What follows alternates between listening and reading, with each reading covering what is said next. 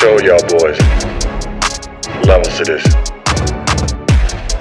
AM Sports Media, acknowledge us.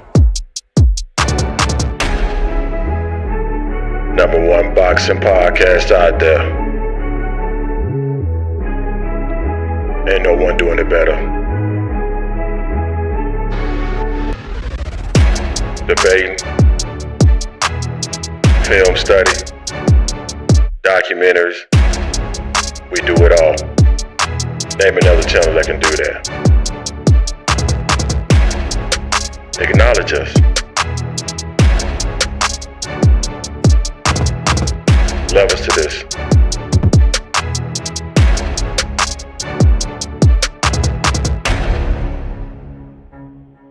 Instagram, Twitter, YouTube, we killing them.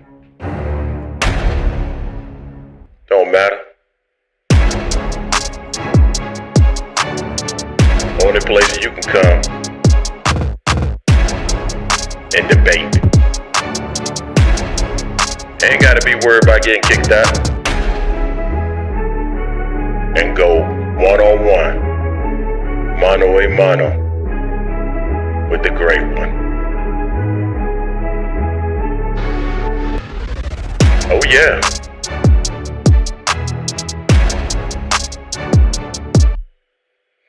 Be ready for it. Levels to this.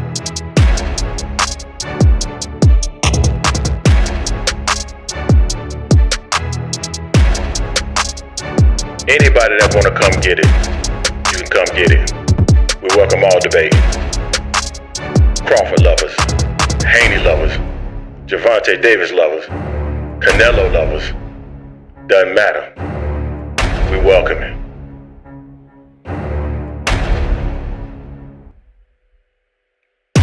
Live streams every fork. Discord, come get it. Y'all boys ain't ready. AM Sports Media, where legends are born. So are y'all ready? I'm ready. Let's get the show started.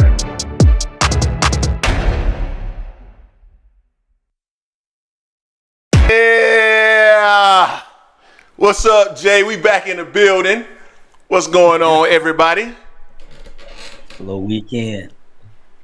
Yeah, man, let me start off by, of course, I got to give people who are, giving us love in terms of just showing support for the channel, Rock Dog Interactive. If you need anything relative to website design, logo design, Rock Dog Interactive can get it to you. Nadaj Vodka, www.nadajvodka.com.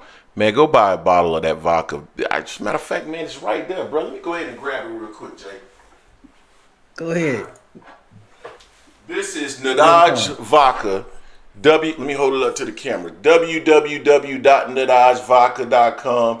African American owned, as I've mentioned in the past, one of the best tasting vodkas you will find. So make sure that you go check out Nadaj Vodka. And I think those are all the people that we need to give love to today, Jay, in regards to, I will call them companies that support the show. And so we also want to show love to the people that are currently in the chat. Let me pull up my other screen here.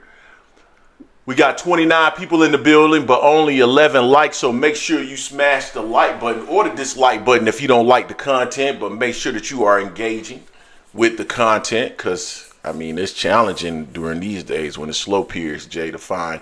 I mean, to just get the word out, right? It's challenging, right? So let's give some love to the people in the chat. Skills from New Orleans, what's going on? All things in the building. Slogan one, who tends to cook me every week with something in the chat. I'm sure he cooked me last week, but I didn't get a chance to see it. Barbara D, what's going on with you? Love when I see the ladies in the building. Shout out to Barbara D. Tracy Harris. Lil J is in the building. Starry Night. Lil J, you can find Lil J also in the Discord, man. Hugging on someone's you know what, but I ain't gonna say nothing, Lil J. I ain't gonna say nothing, Lil J. You still my boy.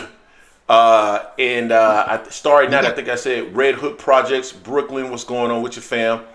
All right, Jay. We got a few. I'm behaving. Jay, we got a few topics that we do want to get to today. And let's jump into it, man. Whenever you ready to jump. 2 Cent in the bit. Oh yeah, man. 2 Cent. That's my girl, right? We know we're gonna get 2 Cent on the show. She like the third host now. 2 Cent like the third host as far as I'm concerned.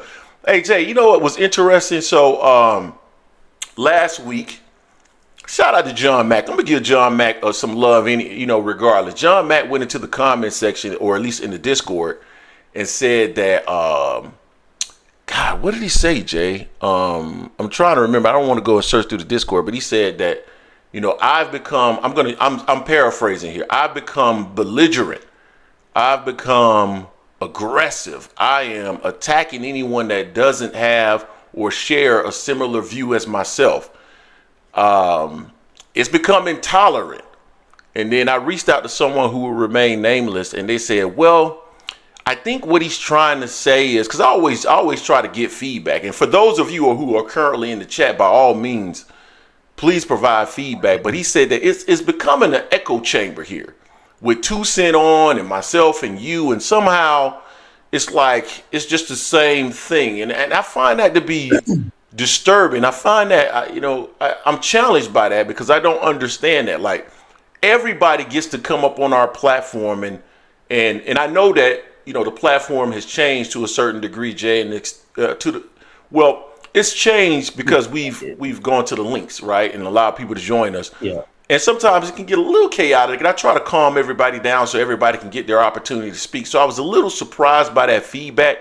I was called narcissistic, which I don't really. Narcissism, you won't allow anybody to come on your platform and challenge you if you are narcissistic. That's not something normally that a narcissist would do. And someone who's intolerant typically wouldn't allow anyone to come on the platform and challenge them either. So I was a little bit shocked by that commentary. I was a little bit shocked by that critique, but everybody's welcome to critique us. So if you guys feel that I have been overly aggressive on the live stream, please let me know. It probably won't change, but I don't mind hearing the feedback, right?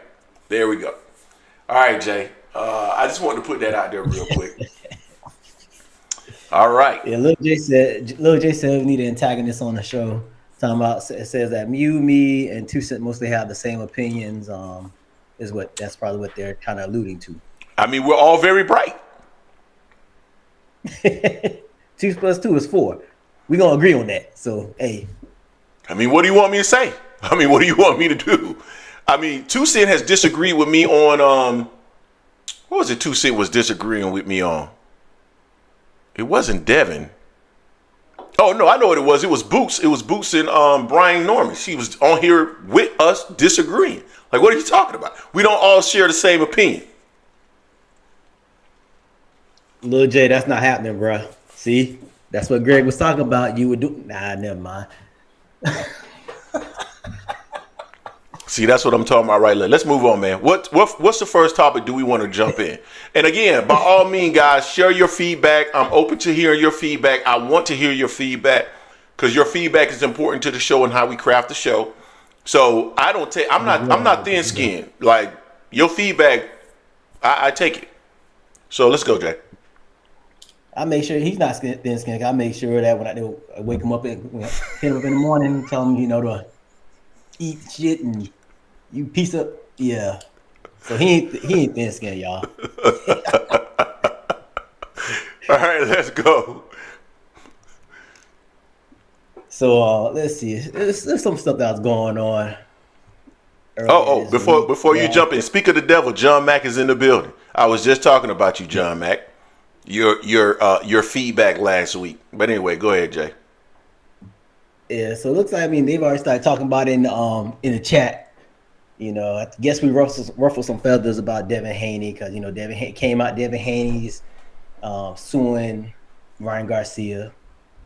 He's suing Ryan Garcia not just for the money, but he's suing him for battery. Not just the money, y'all, but for battery. They are 2 professional boxers, and he's suing this dude for battery. I don't have no problem. First of all, let me say this: I can't stand Ryan ass. If he never box again, I don't care. I'll be okay with that. So let that be known. I can't stand fucking Ryan Garcia. Can't stand him. So please don't come here saying, "Oh, we're signed with the racist." And y'all, some people call him he's this or that. Not signed with shit with Ryan. I am saying this: Devin suing him for battery. I can't get down with that. Get it back in the ring, bro. You said you wanted it in blood, but you ain't gonna ever get that get back. You ain't gonna get that get back like that, man. You going to this route? I can't agree with that. Hit him in the pockets for missing weight, the ostering, and all that stuff there. But for battery, dude, when your dad was in there saying that, I'm sending my son out there to pretty much put Ryan in the dirt. And that's not what happened.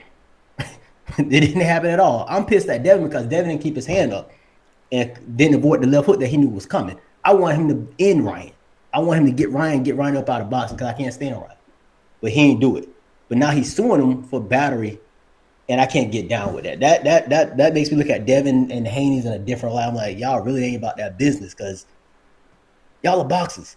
Get it back in blood, like you said. You said with Andre Ward saying that if he was here right now, you pretty much all be fighting. I don't think so. Because you're suing this dude for battery, but I can't get along with that. Get down with that. What about you, Greg? Man, boy. All right, let me make sure that I temper myself because I don't want to seem too combative. I don't want to seem like I'm being aggressive to those who share a different opinion than myself. So let me make sure I temper myself before I start this dialogue, this conversation, Jay. But what I don't understand, and this is just from my personal perspective, I don't understand why you wouldn't be chasing this guy and trying to get it back in blood. And you've already kind of spoken to that, Jay. Getting it back in blood is the way that you would want to do this. I've talked about this, Jay, and I mentioned this in the past. If there's a situation where you feel that you were financially affected by this, by all means, file a lawsuit. Now, I don't know how you can actually prove that you were financially affected by this to the extent that you need to get paid some amount of money that would make it worth you taking it to court and worth you damaging your reputation. But if that's what you want to do, by all means, do it. I have no problem with you doing that from a financial perspective if you feel like that has occurred and if you feel like you can prove it. But going to court, man, I wouldn't have filed battery. Bruh, battery. And this has nothing to do with siding with one guy or the other. You know what I'm saying? And I've talked about this, man. I don't know why it's so hard for people to understand this. Like, by the letter of the law, Ryan Garcia should have been suspended. Like, I think we all agree with that, right? Jay, you agree with that, right? By the letter of the law, he should have been suspended. You feel that Ryan Garcia, based off what he did, based off the fact that he is responsible for whatever is put in his system, whatever is put in his body, he should be held accountable. We said that. You agree with that, right? Yep. Okay, 100%. so, all right. Now, that's one part of it. Tunnel Vision, appreciate you. I'm suing Florida State for losing. So, God. Got him.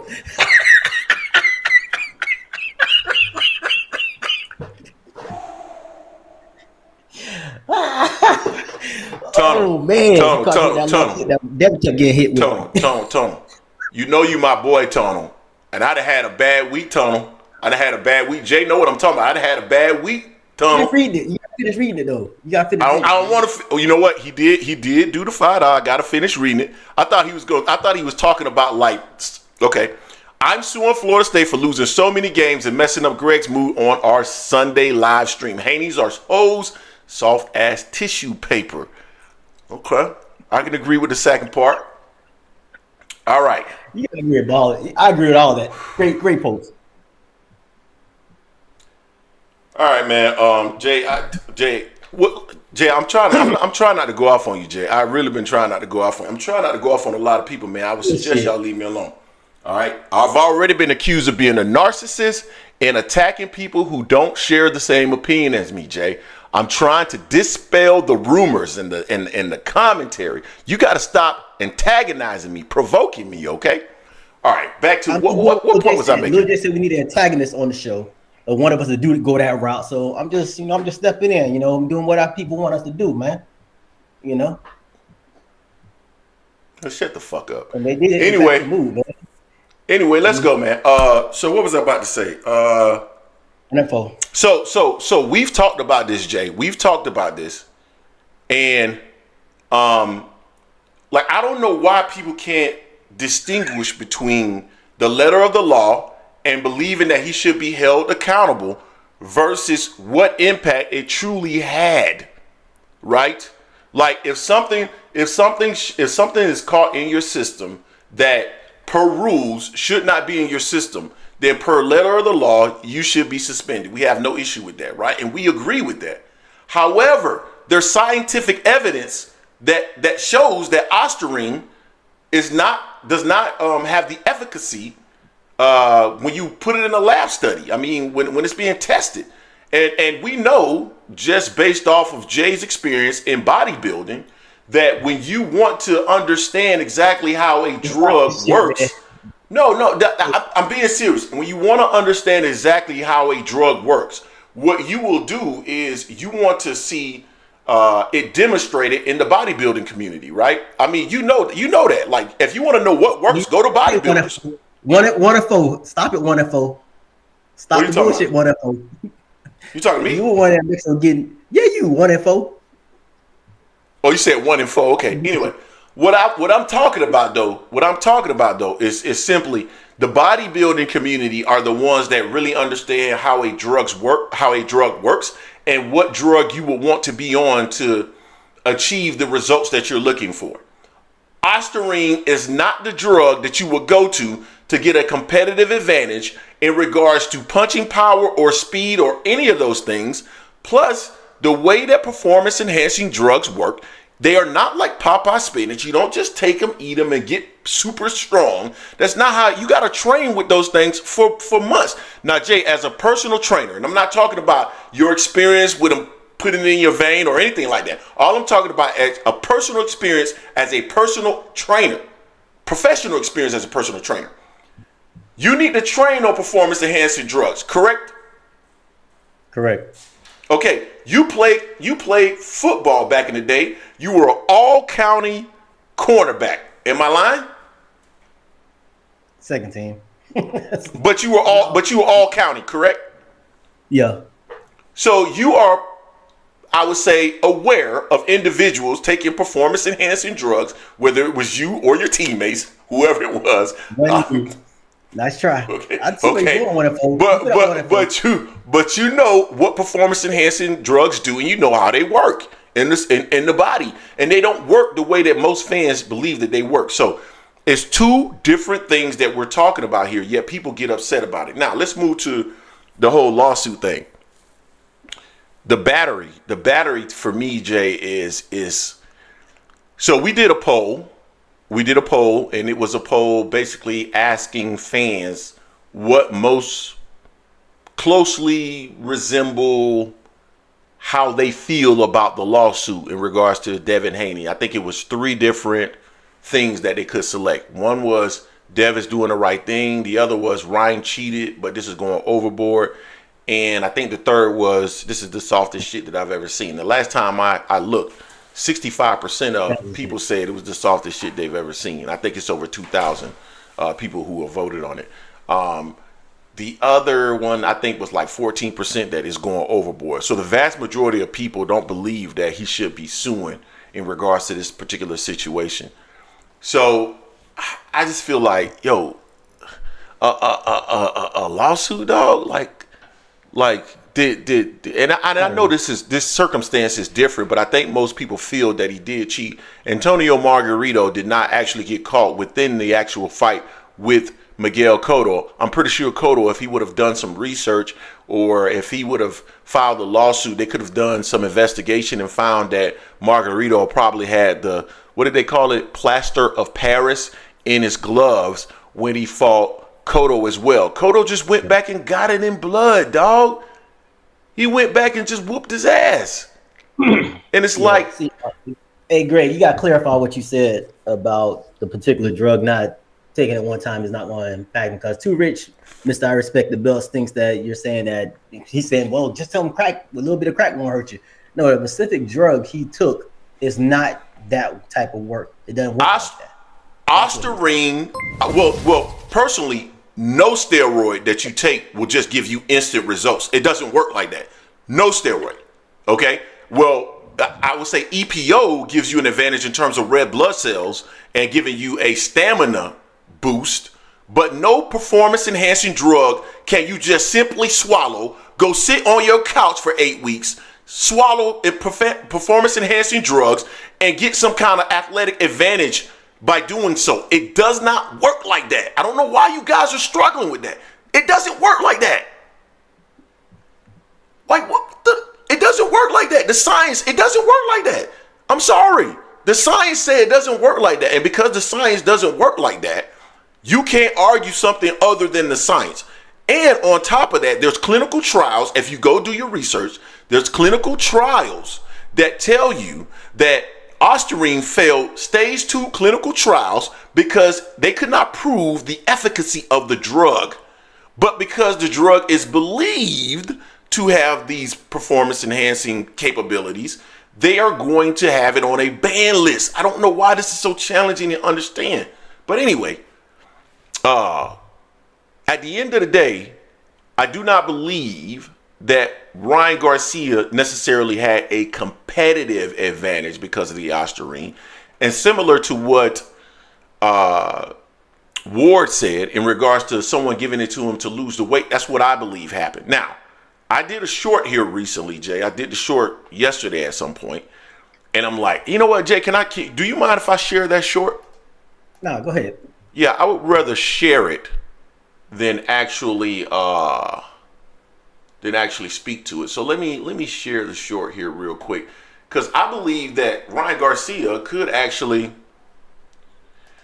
try to countersue. I mean, somebody getting at me like that, that's what I would try to do. I mean, I don't care about the lawsuit. Honestly, I'm fine. They've been suing for doing a lawsuit, but for battery, come on, man. Yeah, come on, man. Come on. So That's this is the studio. So let me go to the content real quick. All right, bet Big Supreme. We'll drop the links probably the next 20 minutes or so. All right, let me play this. This is short. This is the reason why I believe there's a possibility that, Ryan could try to counter him in a lawsuit. So I put this out here. New York law defines assault as causing physical injury to someone, and pushing someone could result in physical injury or pain, which means, and let me add some context to this. The state of New York does not have a battery law, right? So they don't have that. What they have is assault, and they were in the state of New York. But in most states, if you push someone, that could be considered battery.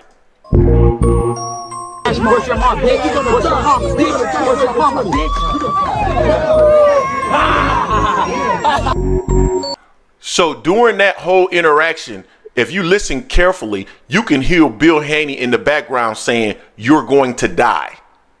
You're going to die." Now, here's the another law from New York. New York Penal Law 4090.20, which covers the crime of making a terrorist threat. However, other threats, including those involving bodily harm or death, can be prosecuted under laws relating to menacing and harassment, including combat sports. All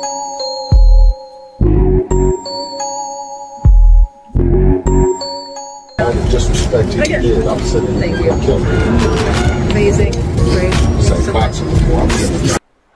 Bill Haney, if you listen carefully, you can hear Bill Haney saying, "This ain't boxing no more. I'm sending my boy to kill him." Kill him, Bill? Yeah. Hey, Bill, what you say, Bill? Yeah. I'm sending my boy to go kill him. Now. Yeah. Ain't no sense. You don't want kids to be watching it. Don't watch this. It's personal. Is it personal now? Back up, please.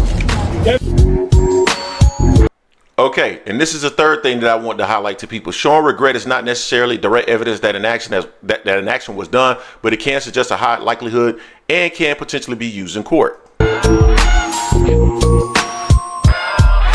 When I said that I was sending my son to go kill him, right? That was something as a man that I feel that if I could retract that part of it, right, that I would.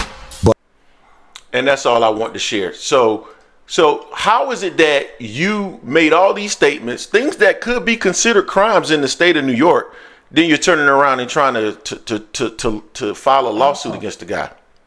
Well, what's going on, Jay? That battery is when they had the first meetup because Ryan pushed them first, so that's what he's getting for battery. That gotta be it. What are we talking about? Oh, that's what he's talking about. It's battery. Yeah, that's the battery right there. Then it's bad. But my point is, it's battery against each other. Then. No, I agree. I mean, I don't understand why people are in here saying that, trying to say that, oh, y'all are supporting Ryan, y'all prepared. I'm like, no one said Devin wasn't treated. No one ever said that. We said it was in his system. He need to get the hell up out of boxing. Hey, Santos, I'm just curious. Santos, what's your background, Santos? Are you a lawyer? I'm just curious. I wish we had some lawyers on here to talk about this. Let me see what's going on in the comment section, because I think now people. I saw somebody in the comment section getting upset because I put this out there. This was one of our other. I guess it was. Yeah, I think it was under this one talking about you just straight hater because you put this out here. I'm like, dude, I'm here to make you guys think about things in a different way. Like, I don't have to follow the conventional thought. You know what I'm saying? Like, if I don't have to do that, right? If that's your conventional thought, I don't have to do that. Like, I'm here to make you think about things in a different way. Sometimes I just play devil's advocate and people get pissed about it. I don't understand. All right, let me see. I wanted to see something in the comments section here. I thought I saw somebody say something about some black. Yeah, someone said, yeah, here we go. Real, recognized, fake. Yeah, that's what I'm talking about, man. Only a black man can get cheated and have his own race argue he wasn't cheated. No one said that. I said we arguing the substantial impact of the ostering in the results of the fight. If it's illegal to have ostering in your system, and Ryan Garcia got in the ring with ostering in his system, he cheated. But what I am saying is, to what extent did he cheat? Because there's nothing that shows that ostering actually delivers the results that people are saying that it delivers. The weightlifting community or the bodybuilding community would tell you that it would be moronic to take ostering to try to get any kind of competitive advantage in a fight.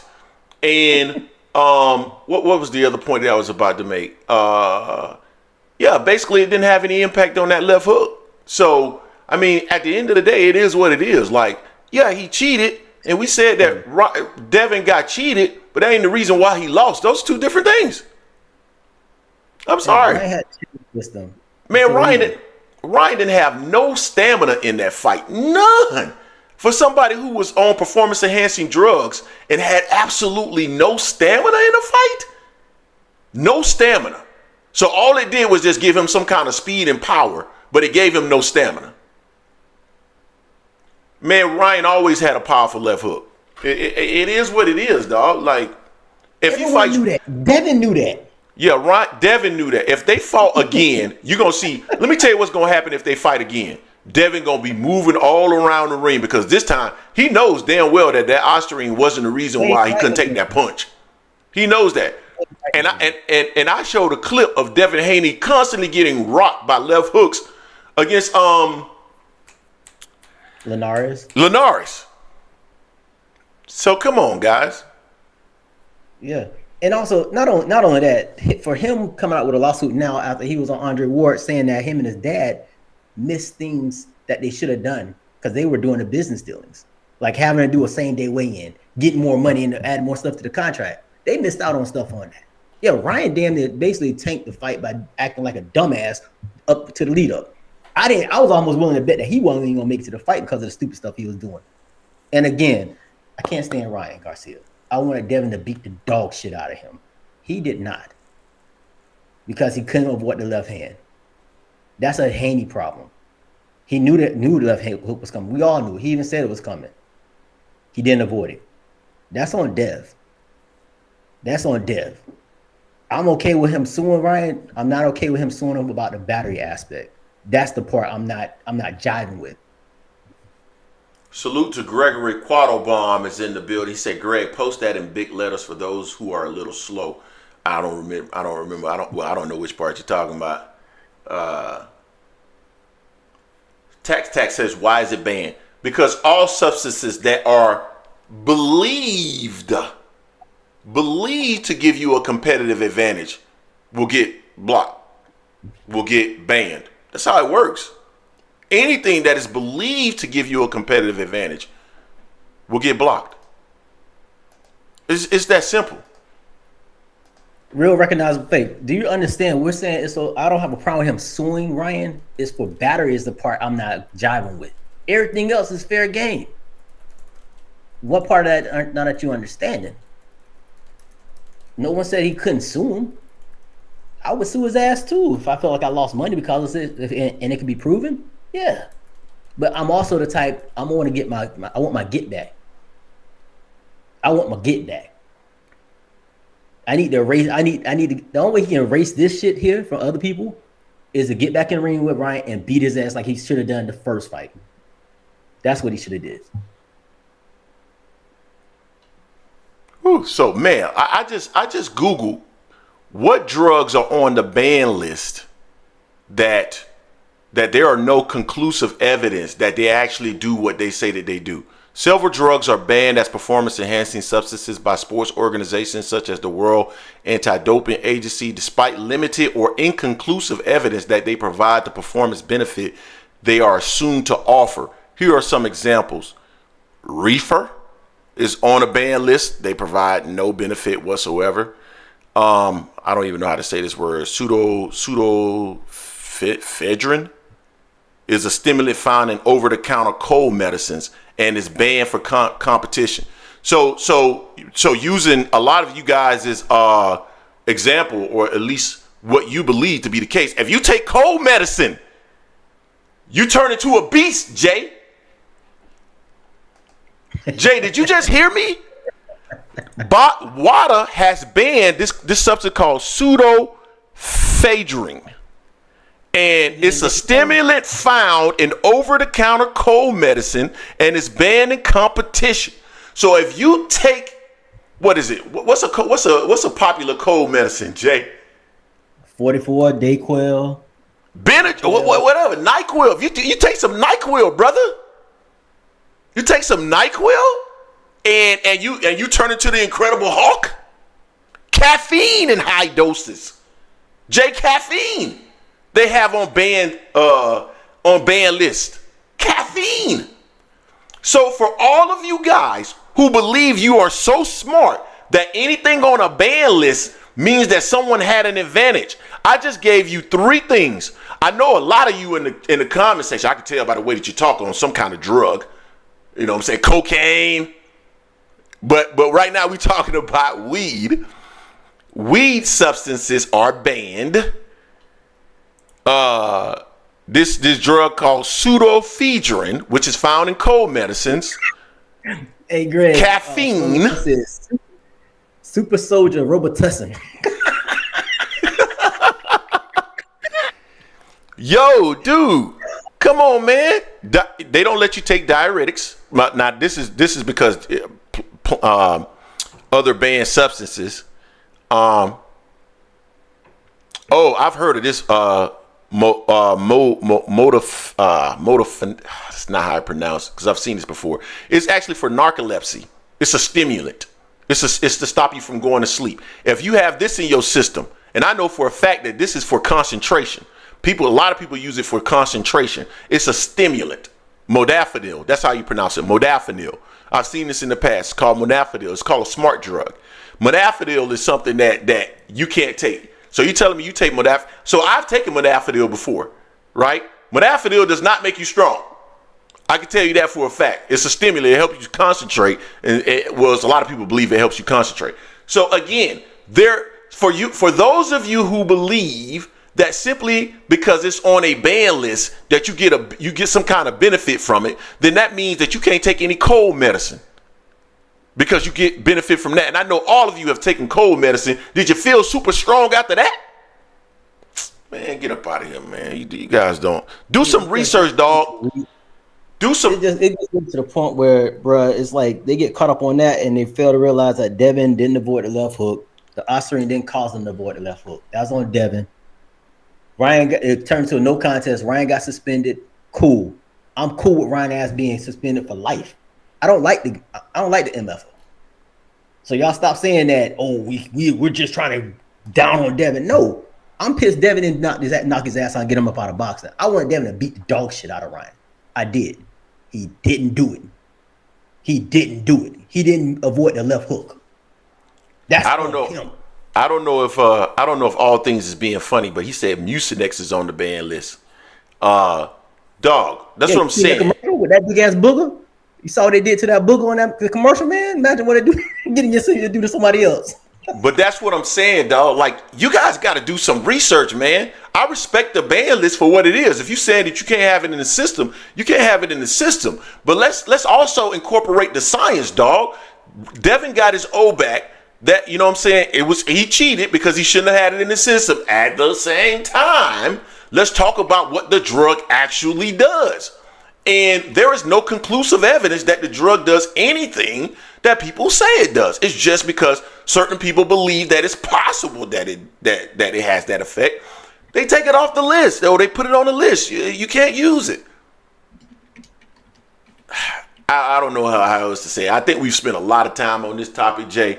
I just feel like, man, we as fans, we got to be smarter than just following narratives. And I feel like when you think about politics in this nation, Jay, they put a lot of stuff out there because they know that people are either they don't understand it, or people are too lazy to do any research, or people simply want to follow a narrative. I want to be told what it does. I don't want to figure out what it does myself. I want to be told what it does. And so do some research, man. That's all I'm saying. Do research on this stuff before you just follow narratives, dog. That's it. I'm just doing research and coming to my own conclusion, and I'm being vilified for it, and I don't understand why. You guys should respect the fact that I have the ability to go research something and come on here and articulate to you all why I believe that you have two competing ideas here in regards to cheating versus it actually having an impact. Ain't no down the rabbit hole we go. I'm just giving you logic. Anyway, Jay, let's move to the next topic. We got 83 people in the building, but only 33 likes. If you get the opportunity, smash the like button so other people can find this content. And if you're new to the channel, this is the Angry Man Podcast, AM Sports Media, where we're always dropping boxing-related content. And guess what? We're going to give you a perspective that doesn't always follow the narrative. And if you upset with that, then this ain't the channel for you.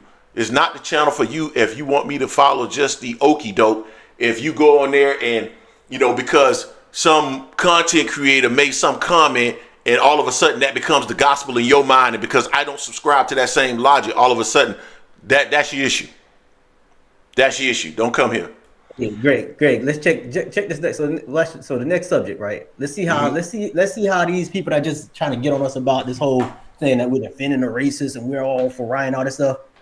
So, Keyshawn Davis goes on and blasts Devin Haney when they're doing the one-on-one. Him and Shushu were doing a little one-on-one interview on Top Rank. And Shushu asked him about Devin Haney. He said Devin Haney was easy work. Said Devin Haney doesn't got anything that he has to worry about, and he'll take care of Devin pretty much like that. I'm of the belief it ain't no easy work for Keyshawn Davis. For one, Devin got more experience. Devin has a tougher resume. Two, also, Devin has a nice jab. He doesn't have punching power, but he has a jab. He has a range to keep the mess with Keyshawn a little bit. Although I think Keyshawn has the same range or maybe a little bit longer, but he has something that make Keyshawn think about it. So there, guys. Are we hating on Devin? Am I hating on Devin for saying Devin is not easy work for Keyshawn Davis? Am I hating? No, but everything we say is like hate, man. Man, we've already done a video on Ryan cheating. Like, I don't know why. What are you talking about, dog? Anyway. And I understand your point, Santos. I feel you there. Devin, so your point, man, how many times we've said that we like Devin's style, but he has holes in his game. We like how his dad promotes him. We support Devin. We were one of the ones that said Devin beat Lomachenko. Like, what are you guys talking about? Oh, Devin lost. No, he didn't. Devin didn't lose to Lomachenko. So, and the people that didn't like Devin Haney were on our channel ripping us because we said that Devin won. So, like, this whole narrative, man, that, and I don't think Keyshawn goes in there and beats Devin. Like, they say, well, you guys crazy if you believe Keyshawn. No, Keyshawn ain't done nothing to make me believe that he'll go beat Devin. And we never said that. So, hey, man, it's like the fandom in some of these guys is amazing to me. Yeah. The fandom is amazing. And here comes the Tank commentary. Oh, here come folks not talking about Tank. Every time. Tank ain't even brought this conversation at all. Now suddenly Tank is brought into this. Tank. What about Tank? What about Tank? If you don't agree 100% on Devin, you must be a Tank fan. Listen. We've also said Devin has a better resume than Tank. He's every time, multiple times. But it's crickets when we say that. They don't remember that point. I don't understand, guys. I don't understand. I've told you on multiple occasions that arguments and positions are non-binary. At least for me, they're non-binary, right? So I don't get why you guys are so stuck on this one. Like, it's not. I have different, like, I don't know how to explain it. I don't know how to explain it anymore, Jay. I really don't. Like, I don't. Like, bro, they run with whatever narrative they want to run with. It's like they run with whatever they want to. I mean, when we say Devin did this, Devin did that. Oh.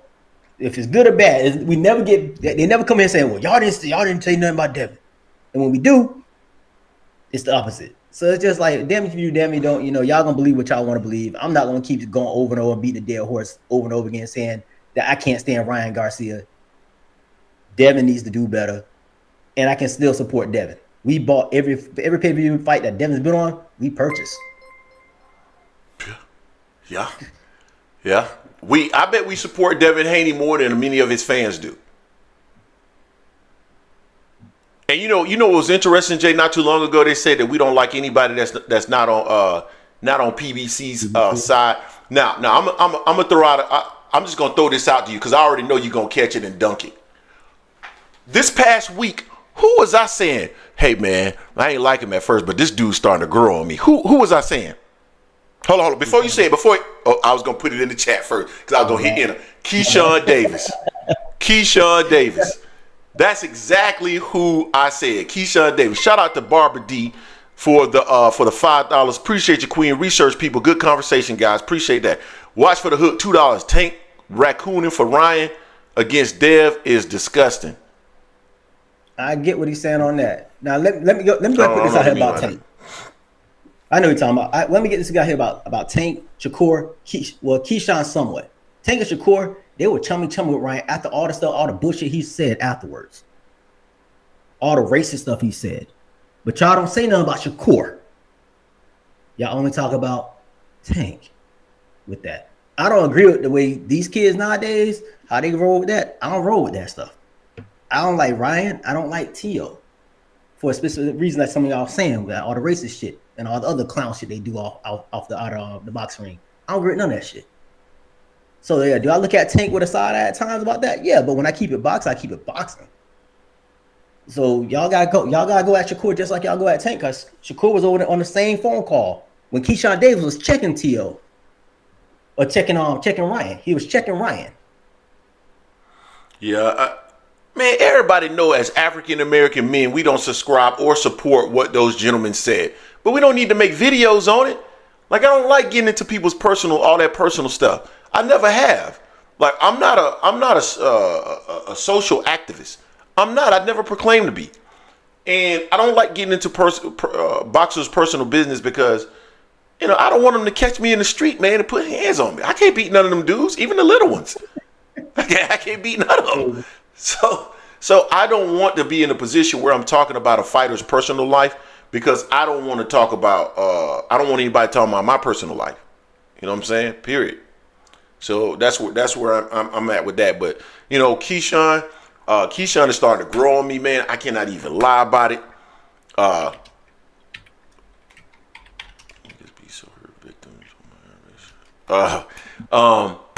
Man, he's starting to grow on me. He's actually been growing on me lately, man. I'm starting to like all the trash talk, even though I don't believe half of what he's saying. Keyshawn has been growing on me, dog. I mean, he's really been growing on me. So, but yeah, people talking about we don't like anybody but PBC. I'm like, yo, Keyshawn is actually really growing on me. I love Abdullah Mason. So, I don't get it. But anyway, Jay, we got plenty more topics to discuss, but I do want to pause real quick. 93 people in the building, but we only got 43 likes. And I'm going to go to my guy who is a big time supporter of this channel, and he is going to advise you right now. Need y'all get the likes up, man. Come on, man. Support the channel, support the grind. He is a big time supporter of this channel, and he is asking you, get the likes up, support the grind. Support the grind, guys. Hit the like button. It's free. It's free. Smash it so people can find this content, because I can tell you right now, it is extremely slow for boxing. So this is when we need you all to support the channel and smash the like button. All right, Jay. Oh, shoot, Jay. I think we almost like 50 minutes in. I know we got more topics. We can certainly go through those topics ourselves, or do we want to drop the link, and as we go through the topics, we share them with the people that are part of the panel as we continue to show. How do you want to do it? It's your. I'm gonna it's all on you, bro. It's all on you. Bring the people in. Let's bring the people in. Let's bring the people in. All right. So let me go ahead and share the link, because I think we got at least about 4 more topics, don't we? Like 2.5, 2 to 3. Okay. But some of them blend in on each other. I know Big Supreme was talking about he's gonna be in when the link drops. So I don't know. Yeah, we didn't drop the link, man. We didn't drop the link. We didn't drop the links, youngins. Yeah, it's just crazy at times about the stuff, but we'll continue on with it. So staying around the 135 with Shakur and all them boys. So Shakur's on Twitter calling out, responding to someone on Twitter saying that he'll fight Kid Austin, but he ain't say he'll fight someone else in Tank Davis. So for me, I'm like, if you're gonna start calling folks out, just get back on it. It's not clout chasing when you're a belt holder.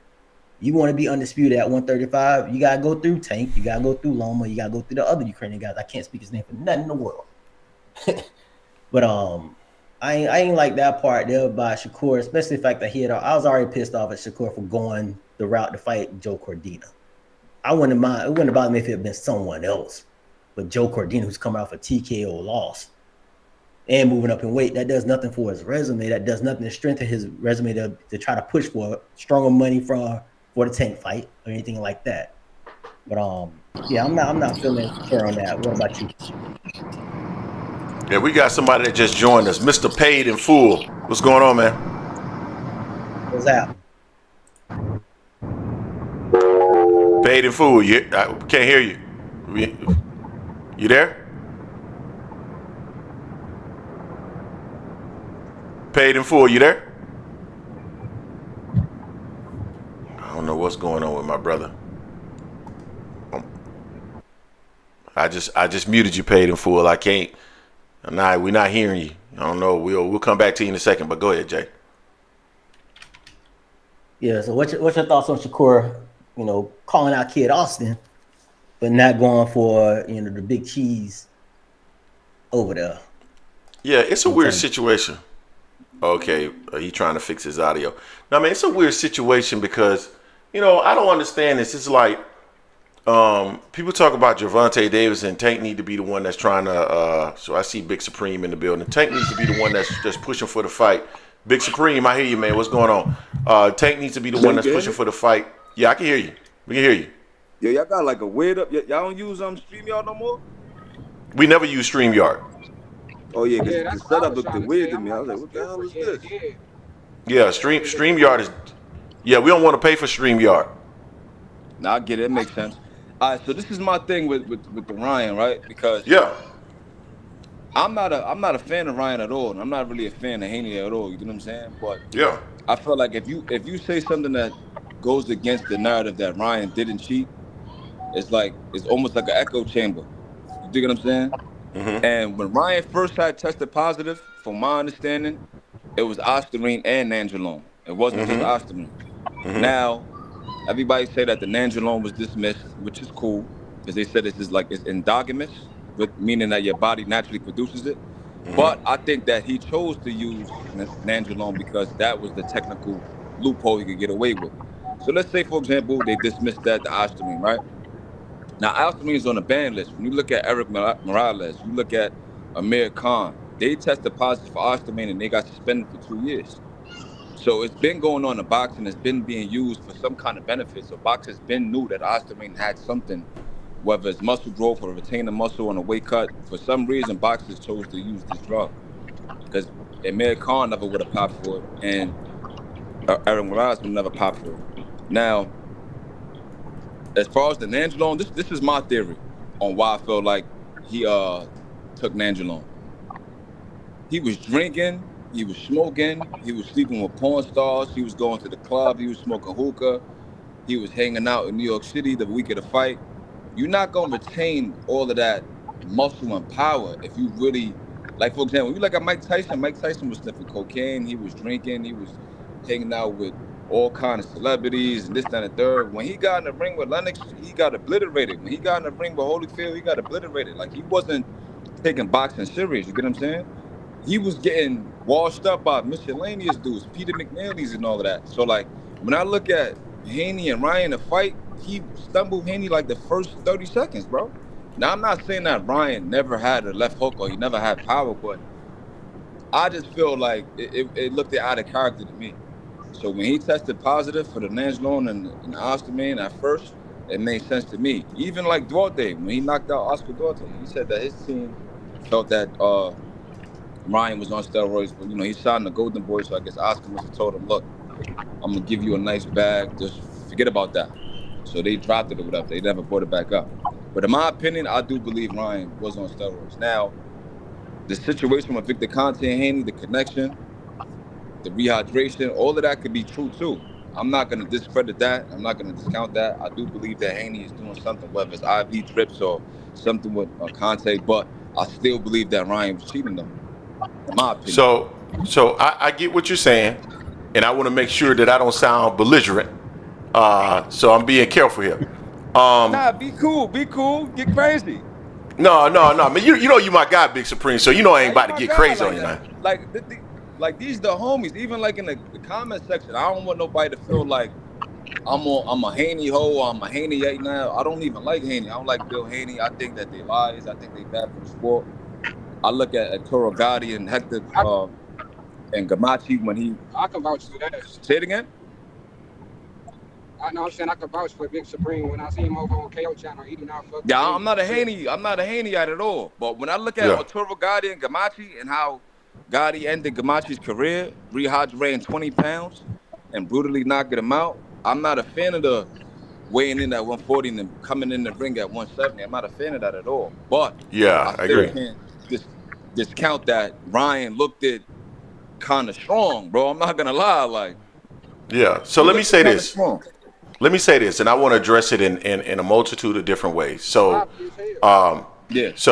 So the Nandrolone, right? The bottom line is they said that's not a thing, right? So we can't then just assume that, like, your argument assumes that, okay, the Osterine has an effect, but then the Nandrolone, even though they said it wasn't in there, but you're still going to include that. Like, you can't do both. I included that is because, all right, when you look online, you look at like the half-life for Osterine and Nandrolone and how long it stays in your system.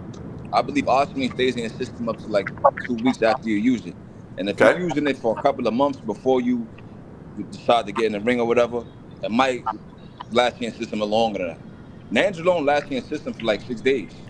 Then the main thing I want to highlight, he was using the IVs. We've seen it on camera. Now, people could say it was piss, it was something else. We don't know what it was, but we know that he was on camera with probably my nephews in the background. No worries. But see, on that alone, you can just say he was trolling. Like, that's my issue. Like, the shit that he going to court about, bro, he cannot prove that without a reasonable doubt. So, like, that case is going to be hard to beat. I mean, it's hard to win. Yeah, I feel you. I want him to finish. I want him to finish his statement because I want to address each point. All right. So my thing is, he was using the IVs. This is I guess in the Haney lawsuit. So my thing is this, right? If he was using the IVs, then it's gonna match the nandrolone. It's not gonna match the ostarine. You dig what I'm saying? Because it's gonna last in the system a lot longer. Now we know that he was drinking. We know that he was smoking weed. He was doing we don't know what other drugs he was doing. So I feel like he was using that as a masking agent. So now they dismissed the nandrolone because the trace amount is so low, you could say that your body naturally produced it. But we all know if a boxer gets caught with nandrolone in the system, it's probably not naturally producing it. You know what I'm saying? So my thing is, I think he was taking the ostarine and the nandrolone and was mixing it. He got caught for the ostarine, and then they came up with a creative excuse. They said it was ashwagandha. Now they got the situation with the company that came out and said that our products don't contain ostarine. And another thing too, right? I'm a big fan of Tank, like Pay the Fool said. I'm always on KO channel. I'm on KQ channel. Like the Tank is one of my favorite boxers. But when he fought Ryan, he did think that Ryan was on steroids, bro. He said it. He told Ryan, yo, you better not be cheating. You better not be on steroids. You know what I'm saying? So you're not gonna say that if you don't know something. And boxing is a small community, bro. So they know. So you're not gonna say, all right, you better not cheat against me, and not think that he was on steroids. Now my thing is this, right? I feel like niggas don't like Haney, bro. So it's like, I'm not saying they're gonna overlook Ryan cheating, but it's not a problem to them really for real.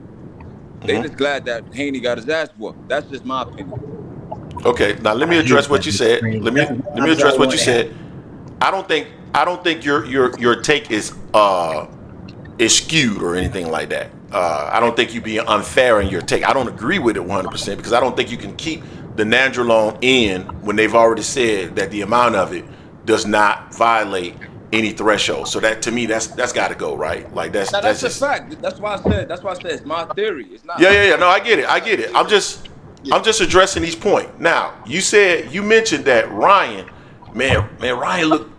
looked strong, and we got somebody else. Oh, we got NH in the building. I just added you NH. Strong, but he looked just strong, right? He looked strong. So okay, let me. I'm just gonna share because I was looking this up as soon as this popped up. When you said that, I'm like, okay, well, let me see because Ryan's always looked pretty devastating to me with his left hand. So let's see what we got here. Yo, I'm not gonna lie. The first 30 seconds, Haney was on Bambi legs. Yeah, because he's never been able to take a punch though, dog. He got caught clean though. Nah, I get that, but even like when he fought Linares, he fought Lomachenko, like he ain't go noodle legs automatically, bro. Not gonna lie, like he got. But Ryan is bigger. Ryan Garcia hold on. Let me share this real quick, guys. Rapid ascent.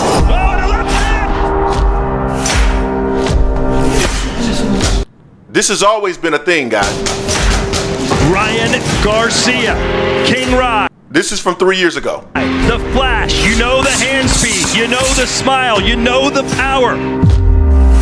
The punch that hurts you is the punch you don't see coming. He has so much speed that when he lets go of his hands and he catches you, he'll hurt you. Garcia has some of the fastest hands in boxing, especially with that left jab and that left hook.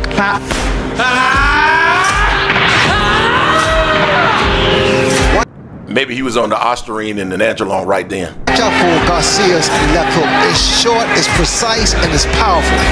That is the bread and butter.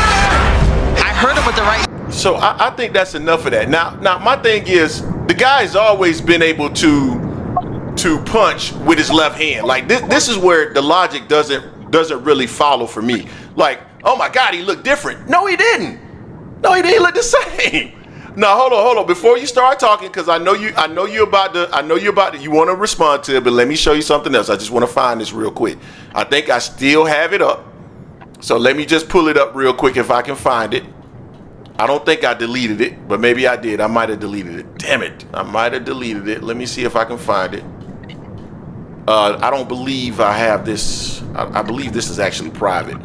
Let me see if I can find it. Jay, did I delete the video of Devin Haney consistently and constantly getting caught with left hooks? You may have. I think we had something on there. Yeah, I don't see it. I don't see it right now. I'm gonna see if I can find it on my laptop and pull it up. But dude, like Ryan Garcia has always been a guy that was punching hard, man. And Devin has actually always been a guy that's been very susceptible to getting punched with a left hook, man. I mean, this stuff isn't new news, man. Here it is right here. Here's the Linares video. Let me get it. Let me get it up. I'm gonna share my screen here. Hold up. Give me 1 second. Sorry. I got the file up. Let me just share it here real quick. I'm gonna change what I'm sharing. Yeah. So you guys can see. I don't know. I don't think Ryan looked bigger or as great in that fight with Devin. He looked out of shape to me. He looked like someone that wasn't trained, was drinking and doing all that other stuff there. Yeah. So I mean, And that's he didn't look that great to me. Because he looked like he was fighting in spurts. Yep, he was. He was. Here's the left hook right here. So this is Devin Haney. This is just in the Linares fight, dog. Caught. Caught. Every bit of a 10-1 favorite. Caught. Left hook there from. There's a little left hook. Nice exchange in the middle of the ring there, and they'll do it again. Yeah, should have beat his ass, man. Out of shape and all that. I understand. Hey, he's getting now. Hold up, guys. Hold up. He's getting caught by a guy that's not a puncher like that. Now you're getting caught by a guy with a left hook who can actually punch. Linares took that shot well. Beautiful punch. Beautiful left hook by Haney. Oh, that perhaps on wounded knees. Cutters. Look for that right hand over the top. Caught him again. Caught him again. Double left hook. Come on, guys. We got to call it like what we see it, man. Let's stop pretending like Ryan has never been a guy that can punch like that, and Devin hasn't always been susceptible. Again, Right. I never said Ryan can't punch. I've been said, that's the first thing I said. Ryan can't punch. I'm not saying that. What I'm saying is, the fact that he was partying, drinking, doing mushrooms, smoking weed, that might be why he wanted a little competitive edge. That's all I'm saying. But that's the thing, though. He wouldn't have got no competitive edge just based on the time when He would have retained the power, bro. The weigh in and the day after the fight. But power doesn't go away. Hey, but Big Supreme, my challenge with what you're saying is that power doesn't just go away, right? Like, man, you could be fat and out of shape, man. You still punching hard, bro. Yeah, but what I'm saying is he still retained some kind of hand speed. He still retained the power. My thing is, I don't think he anticipated the fight to go the whole 12 rounds, bro. I think he anticipated to stop Haney within the first 7 rounds. This is the reason why he looked in the crowd and told your man, yo, stop the fight, bro. You like, your man, I stopped him 7 times in the last 2 rounds, bro. That's my opinion. That could have beaten him up. Cause he felt like, all right, I'm on the juice crew, and you know what I mean? He probably didn't think he was gonna last that long, bro. He didn't think he was gonna keep getting back up. That's my opinion. And the reason why I believe this, bro, this is why I believe this, right? Again, we seen Tank say, yo, look, we think this nigga's cheating, bro. So we gonna put him on the VADA testing. That's 1. Pardon my language. 2, we already know that he came from the Eddie Reynoso camp, bro. We know that Louis Nery popped for steroids. Canelo popped for steroids. Oscar Valdez popped for steroids. Even your man Andy Ruiz, his girlfriend was accusing him of steroids and showed pictures of him with IVs and all kind of different funny vitamins and stuff like that. So he's coming from a camp that's known for doing steroids, bro. That's all I'm saying. So like he was knocking people out 2-3 years ago when he was a young phenom coming up. I'm not denying that, but he still was in Eddie Reynoso camp. But let me say this, Supreme. I'm not arguing. I'm not gonna not. So what you're saying is that there's a reason for you to have suspicion. That's fine. But all I'm saying is that the science says that, number one, it wasn't in the system long enough because of the testing, right? Because he tested negative for all of that stuff. What, 2 weeks before the fight? So my thing is, it wasn't in the system long enough because if to your point, Nandrolone stays in your system for a certain amount of days. So does the Ostarine. So it wasn't in his system long enough for it to have an impact in the fight, and that's the only point I'm making. The science says that. I don't know about that, bro, because if you when you study, all right, so when you research how dudes be microdosing and taking steroids before they fight or before whatever, like like they got it strategically mapped out, bro. So let's say for example they start camp in July and they got to fight in December. They gonna start in July. They gonna use in August, use in September, use in October, and they gonna stop. And then they gonna flush their system, but they still retain everything they need. Now I'm not saying that. This is just all my theory, bro. I'm not just kind of nothing you saying. Everything you saying makes sense. I know that's what you said. Everything points to him cheating, bro. Like he came from the Reynoso camp.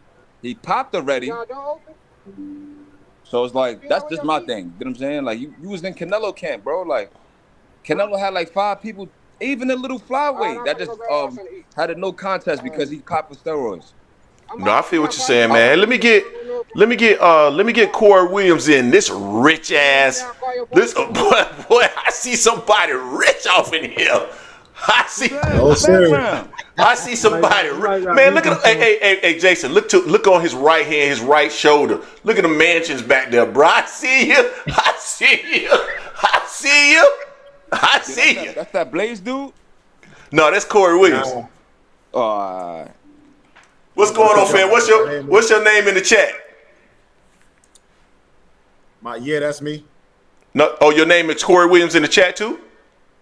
Yeah, it pops up the that's me or Corey Williams. Sometimes it just go back and forth. I don't know why.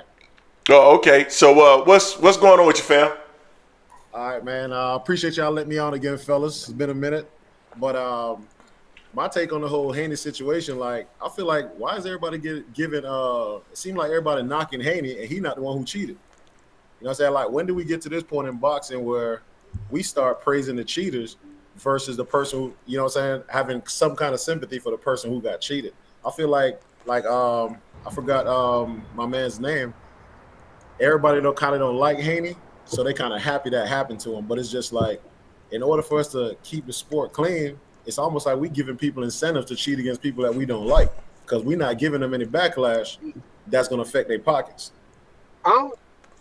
No, we did. I personally can't stand Ryan. I'm not specifically putting it to y'all, Jason. I'm just saying in general, it just seemed like as a whole, the boxing community, a lot of people is more happy that it actually happened to Haney versus like, Ryan, why are you doing what you're doing? You know what I'm saying? What about clean sport? Nah, I ain't gonna lie. I agree with that. I can feel that.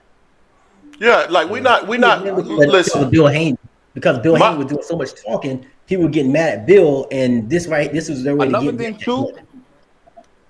It's like everybody already suspects Conte being a steroid distributor. You know what I mean? So I feel like as long as Haney's associated with Conte, people are always gonna bring that point up, bro. How we know that Haney not on steroids? That's so I true. feel like a lot of people looking at it like, you know what, you getting a taste of your own medicine. But that's what I feel like a lot of people think, bro. Like I'll put it to you like this. Let me say this. Devin rehydrates up to a weight that theoretically wouldn't be possible without some type of intervention. Like, you don't just drink a bunch of water, man, and gain 25 pounds. Like, you need IVs to do that. So like, I think he's probably been on IVs for a while. Now, I've never accused him on that. But somehow he's gaining a lot of weight. So for me personally, then, if using your logic, then you should be okay with Ryan putting them in the dirt because they both cheated. Well, I said that in the beginning, bro. Oh, I missed that. I'm sorry, Big Supreme. I missed that, man. My bad. I've been said it. Yeah, my bad. I missed that. I'm just being contrarian. I'm just saying, like, maybe that may be why Ryan cheated too. He like, yo, look, this nigga on smack. I know he with Conte, so I'm gonna holler at the homies and we gonna do him. That's what I think. Pause, but that's what I think, bro. So, Corey, you about to say something, Corey? Is that what we really want to go on, though? We trying to go on what we think versus what's proven, right? So if that's the case, we could just make up anything we want about any boxer that we really don't like or like. You know what I'm saying? Because if we're saying, if he's saying, I think Haney's cheating, like, bro, can we get some evidence first before we start? Nah, you're right. That's why I said. That's why I said, whole Ryan. I told my bro in the comments, look, Haney might be cheating. You right, but he didn't get caught. Ryan's the one that got caught, so everything should be focused on Ryan. But I feel like we shouldn't even be having those conversations. Now we just propaganda for anything. Hey, we just talking on the panel, bro. Can I make a counterpoint? Yeah, go ahead. Let me make a counterpoint as I look over your left shoulder and see that beautiful golf course out there. Boy, this ninja's rich. So no, but a counterpoint is you just said what has been proven, right? Well, in reality, I just provided a few examples. Well, two things. Number one, Ostarine failed clinical trials, right? So that means that the efficacy associated with it has not been proven. That's number one. Number two, the bodybuilding community would tell you that Ostarine is not the go-to drug if you're trying to cheat. That's number two. All right. Then number three, I just shared a list of drugs, one of which is found in cold medicine that is banned by WADA. Do you believe that you can take some cold medicine right now and go out there and kick somebody's ass? I don't think you believe that. So my thing is this is all a gray area that I think some of it is just our own personal beliefs, and that's fine. But let's admit that instead of saying that something is like 100% this versus that, right? No, for sure. Like, so I wasn't saying what's one thing or the next or whatever. My thing is, at the end of the day, Ryan had something in his system that's not allowed, right? And that's all I can go off of. Whether it helped him or not, it kind of stirs controversy on a victory that you would. It looks like we lost Corey. Oh, we lost him. I don't know what happened there. We got Gregory Quattlebaum in the building. What's going on? NHA hasn't spoken yet. Oh, I'm sorry. NHA hasn't gotten a chance to talk. NHA, you there? OG Quattlebaum. Y'all hear me? Yeah, I hear you. Sorry about that, man. I didn't even realize you hadn't talked yet. What's going on? No, it's good, man. I'm over here kicking back and listening, man. The last two brothers I was speaking, man, I was kicking some good points. I kind of agree with them on both on a certain aspect. You know, we can't take away from the fact that Ryan did cheat, whether, you know, he had so-called, you know, advantages or whatnot. At the end of the day, he cheated. He took a drug to give him an advantage, you know, whether it's to cut weight, you know, or whether it's to whatever it is. He took it to cut corners. So that in itself is cheating. My bad, fellas. No worries. So, can I add to that? Whether or not he knew or did not know that he consumed it, because it went in his body, he is still responsible for it, and therefore he cheated. Right. Yeah. Well, I'm not gonna give a pass whether he knew or he didn't know. You're supposed to know. You know what I'm saying? What goes into your body. We don't give a pass. Exactly. That's exactly what I'm saying. Yeah. And we sometimes and that's what I hate about some of these arguments. You know. I don't want to paint everybody as making this argument as super Tank fans that hate Haney's, but it seemed to be the case. And when they argue, okay, well, maybe he didn't know what he was taking. Did he take it unwittingly? It don't matter. You don't do that for the, you know what I'm saying, for the fighters you don't like. Do you say Canelo? Because some of these fans hate Canelo, you know what I'm saying, and I can't stand him either. But do they give him a pass? Oh, he didn't know he took some painted cow infested steroid meat or whatever. No, we gonna say he cheated. Same with everybody else. You know what I'm saying? That, you know, if it's not a fake fighter you don't like, you're not gonna make these excuses you're making for Ryan. I'm not saying y'all in particular, but it's gotcha. But at the same time, what Haney's doing is that's just some cornball. That's cornball activity. You know, just get your rematch. Then we can talk about if you want to sue him for fraud or whatnot, and for money, whatever. Yeah, do that. But to go off like this, man, it leaves a. Can I say something real quick? I want to say something real quick, and then I'm gonna throw it to you, Gregory Q. It feels like to me, Devin feels like a scorned bitch, right? And they got no, seriously, because no. Listen to what I'm saying though. But because it and the bitch could be a male or a female, but it's like I went into this situation and I accepted the $600,000 bet, and I got fleeced. I got conned.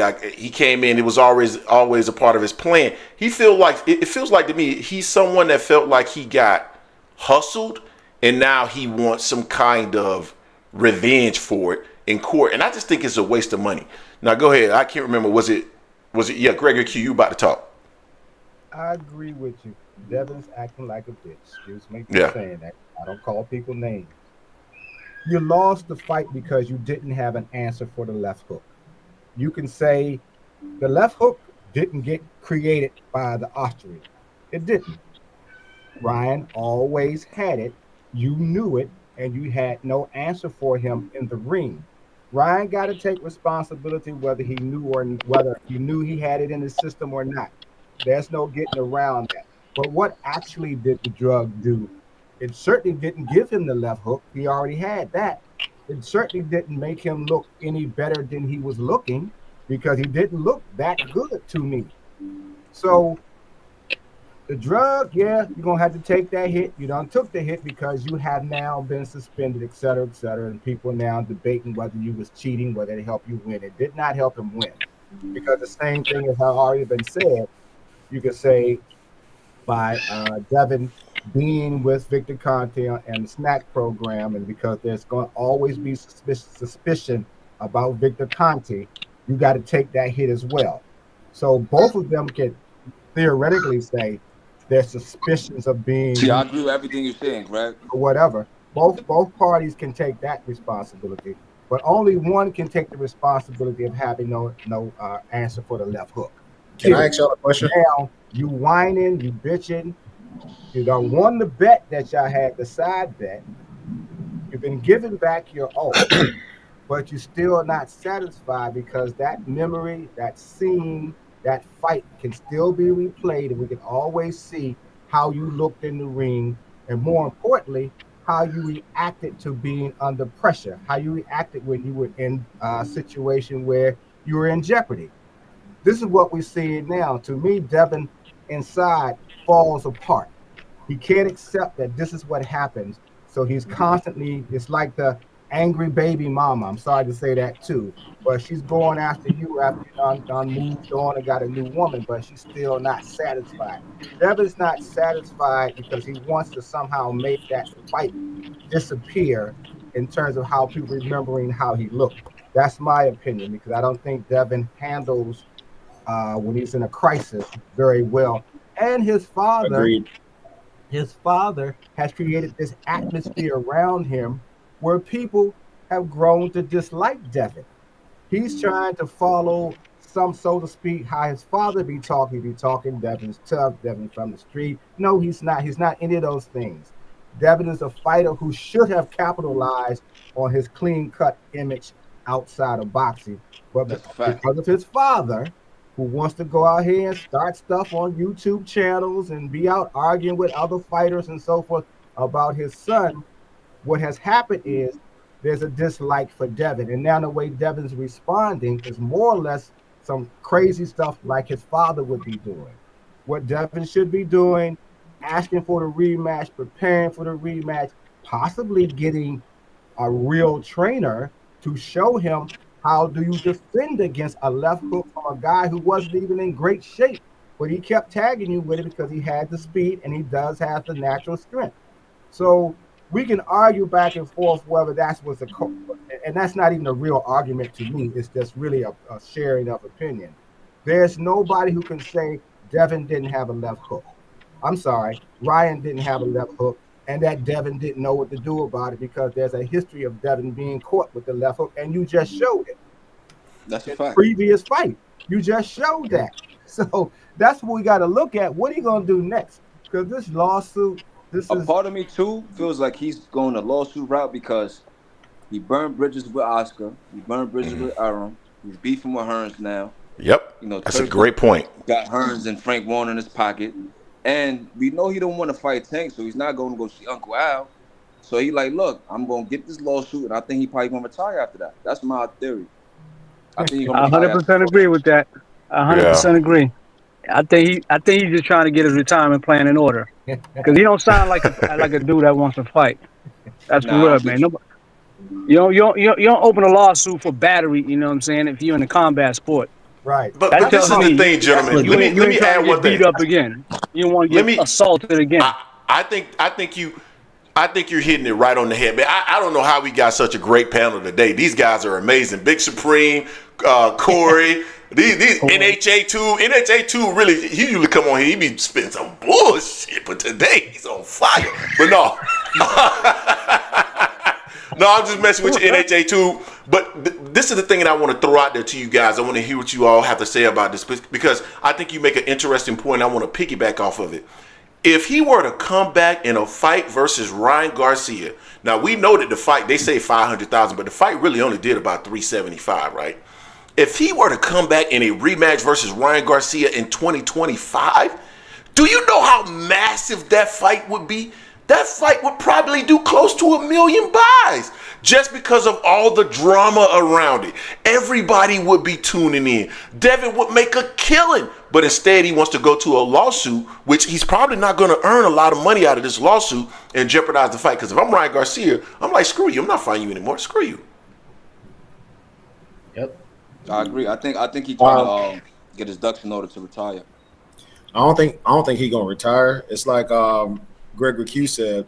If you look at how Haney fight, when the goings get tough, he don't handle adversity real well, and that's kind of how he handles his life. Like basically his fighting style is how he handles his life, and vice versa. If you look at it, man, like I think he just kind of spiraling out of control. He kind of don't know how to handle the situation. Which, if you a fighter, like y'all said, there is really only one way to handle a situation. Like you literally are in a sport where you can hurt a person for that you don't like, and you won't go to jail for it. The rest of us getting locked up.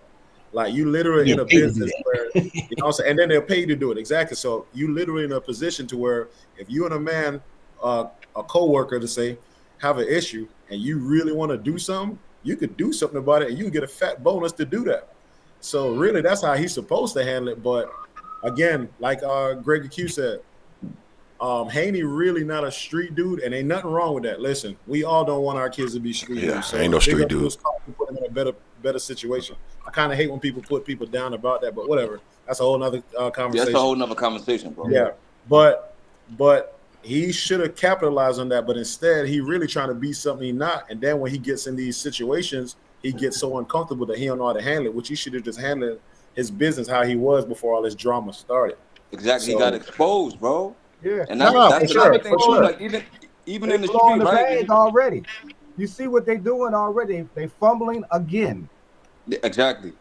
That's like in the street when you got a dude that's acting like he's right here for all of us who want to see it. Instead, he's fumbling it already, and I suspect because he doesn't really want to be back in the ring with Ryan again. Sometimes when you feel a certain type of pain, you don't want to experience it anymore. You don't want to face it again. That's what I'm thinking. He'll want to face that. He figures that he can disparage Ryan with the lawsuit, claiming he's cheating, and make that be the narrative. But instead, he's making himself look weak as well because of the way he's handling. Because I'd be just trying to get a rematch. Another thing too, to piggyback on your point, right? Like a lot of people compare the Ryan and Haney fight to Cotto and Margarito. I think, Look, I think, this is my opinion. I think Cotto had a greater sense of confidence knowing that it was plastic. Especially when he's seen Nazim Muhammad catch Margarito and act. So it's like, I feel like that gave him a greater sense of security. Like, I bet it wasn't just he was just that much better than me. He was just that much stronger than me. It was really the plastic. So when he got in the ring, he whipped his ass. Now with Ryan, you don't know really. Like he might just got my number. Like he does. Mayorga and Vernon Forrest. Like he might just have his number, and I think he knows that. In my opinion. Well, they fought 6 times as an amateur, so that might play a factor into it. That's what I'm saying. He know that Ryan gonna do it again. Well, he think Ryan has his number, but again, I don't understand why he thinks that, because to me, in that whole division, Ryan Garcia is the weakest mentally out of all the young cats. I'm gonna tell you something. That's fair. Like Corey. I ain't gonna lie. If he real quick with that hook, I don't know, bro. That's what I'm going. Right. I hear what you're saying, Corey. We agree. Jason and I have said this for a long time, that those 4 individuals that they talked about at 135, Ryan was the weakest link. However, styles make fights. And I think you all are hitting on a really important point. I think that Devin knows deep down in his heart that Osterine wasn't the issue. The speed and the power from the left hook, he could not time it. He understood that he could not time it. And now, to Gregory Q's point, he wants to create the narrative and win outside of the ring, you know, with this whole, well, he's a cheat. And so in reality, if we were to fight, he couldn't beat me. He didn't beat me. But all you have to do is get him back in the ring and make sure that you have all the testing protocol in place. Fight doesn't happen if you don't pass all the testing protocol. But I think he knows deep down in his heart, to the point that Big Supreme just made, is that if he catch me with that left hook again, I'm done. And I think he knows it. Right. That very well be a possibility. Because you got to think, right? They fought each other 6 times in amateurs. Now, as of I think 2021, it's 3-3. No. But they removed the headgear from the amateur fights. Like if you look at the Olympics, they don't have headgear anymore. So like Haney knows, like he felt that left hook when they had them big gloves and the headgear on. He knows. So he know he get in the ring again. It's probably gonna happen faster. Hey Supreme, let me ask you a question. Yeah. Do you think, based on the fight that you saw, do you think if Devin fought the way he usually fights, which with a lot of discipline, in and out, being defensively responsible, do you think he could beat Ryan, or he could have beat Ryan in the first fight? I think Ryan will catch him at some point in the fight. The reason why is because when you look at Haney's fights, you look at a Gamboa, you look at a Linares, you look at Lomachenko, you look at Jojo Diaz, Alfredo Santiago. All those dudes were smaller than him, bro. They didn't have the same reach or size advantages or dimensions that Ryan had. There you go. So at there you go. Point during the fight, he might be defensively responsible for the first 6 rounds, 7 rounds, just like the fight. He's going to get caught at some point. So let me add to that, because that's the point that I've been making for quite some time, and Jason has been making this point as well. Styles make fights, and all this stuff about Devin Haney being defensively responsible. I just showed you a clip of him getting caught 10 times with a hook against Linares. All this defensively responsible. And I didn't even show you the punch where Linares actually rocked him and had him hurt, which was a right hand. So I'm telling you that all this nonsense about him being this defensive wizard, it doesn't exist. And Jason and I have been talking about this for a long time prior to even having a channel, that we didn't believe that he had the defensive responsibility that everybody was saying he did. He's not this next coming of Floyd Mayweather.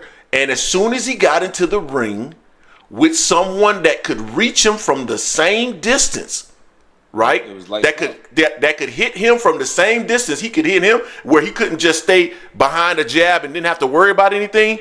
He got caught in the first round, clean. So when I think about like Ryan has always demonstrated power. So I think regardless of what version, whether he had Ostarine in his system or not, which I think the Ostarine in his system didn't play any impact. But Ryan can punch. If he keeps catching you clean with a left hook, you're gonna go down. We've seen it. So I just personally feel that he when we went into the fight, I was upset because I was like, man, Ryan had got me mad because he's messing around. And I thought Ryan had a legitimate chance to beat Devin Haney because of the size, because of the fact that he was gonna be able to match the size. And when he came in and looked, overweight and all that stuff, I was like, damn, he's gonna lose. And he looked bad from round 2 to round 5, 6. He didn't look good at all. He just kept catching him with the same punch, and he will eventually catch him with that punch again. That's how he won the previous fight before he fought Devin. That's what it was he fought. He didn't look that good either, but that left hook came out of nowhere to pull him out of the fight. So you have to always remember that he's young enough to still be able to do that. I don't think he's mentally strong. But then I'm seeing with a lot of these young fighters, there's problems primarily up here. Devin showed his in that last fight. You use an example of Cotto and Margarito. When they had the rematch, Cotto understood he got beat because there was some cheating, some real cheating. He won. He didn't make the same kinds of mistakes in the previous fight, and he knew then that there's been some testing, some checking to make sure the things that he got caught with, if he did get caught, would not have the same effect on him. But he still went into the fight not really knowing 100% whether Margarito had that punching power. Greg Q. Yeah. I think people have to also remember, I don't think Cotto and Margarito was that young either. I think sometimes forget that these are little boys compared to, like, at least for me, like these boys young. So when Cotto and Margarito was in that situation, they battle tested grown men who kind of went through a few things before. These boys are still kind of relatively young in their career. I think social media. This is where you get battle tested at. No, for sure. Doing this peer, because at that level that they was fighting, the battle testing should have been at such a level that when you get hit, when you get put in jeopardy, when you're in a crisis, that's when you show what you've learned up to this time. And what we see that Devin didn't have, he didn't have the ability to how to manage his way through these crises. Right. He was falling apart continuously. Some of it has to do with the fact of how he's trained. I don't think his father can train him that well. I think there has been a limit already on that as well. And I'm not trying to disparage his father, but I'm seeing what the results are. I'm seeing how his sons react when he gets in a little bit of a crisis. Now, it got to be in you to get up, first of all, but it also got to be in you to know what to do, how to use your intelligence. Okay, I'm hurt, I'm rocked. Let me get myself back together and change what it is that I'm doing that I keep getting myself hit this way. He doesn't have that. And that's what a problem with how he thinks mentally and his intelligence in the ring in a time like that. Now, you can be smart where you just figure out how to win. But once you get hurt, things change. And we all know that when we feel in pain, we don't want to necessarily experience the pain, but we 100%. Still got to get through it. But that's what I'm saying. Like, to add on to my previous point, what I was trying to make is basically, I agree with everything you said, but I think sometimes we don't take it to the fact of how young these boys are. And I think because they be on social media so much, it look like they've been around for 3 decades. But really, Cotto and Margarito, Cotto was 30 when that happened with Margarito. Cotto was only 28.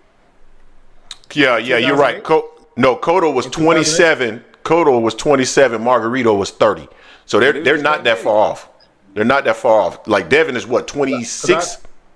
26 and Ryan's like 26. Devin is 24. Devin is not 24. Nah, Ryan was Devin was born 98. He's younger than all of them. He still should have been prepared for that because I'm gonna go back he's to 25, 26, I believe. Cotto was born in what, 78, right? Nah, he was born in 80. Yeah, Cotto was 27, bro. Like they're not that far off. Now I'll tell you this, and I stand corrected. I stand corrected. I agree with y'all on this. I feel that both Ryan, because I thought Ryan was going to quit like in the 3rd, 4th round. I was like, he's going to quit. If Devin keeps applying pressure and doesn't get caught again, I thought Ryan was going to quit. But Devin kept getting caught with the hook. So right. I actually think Devin is mentally stronger than Ryan.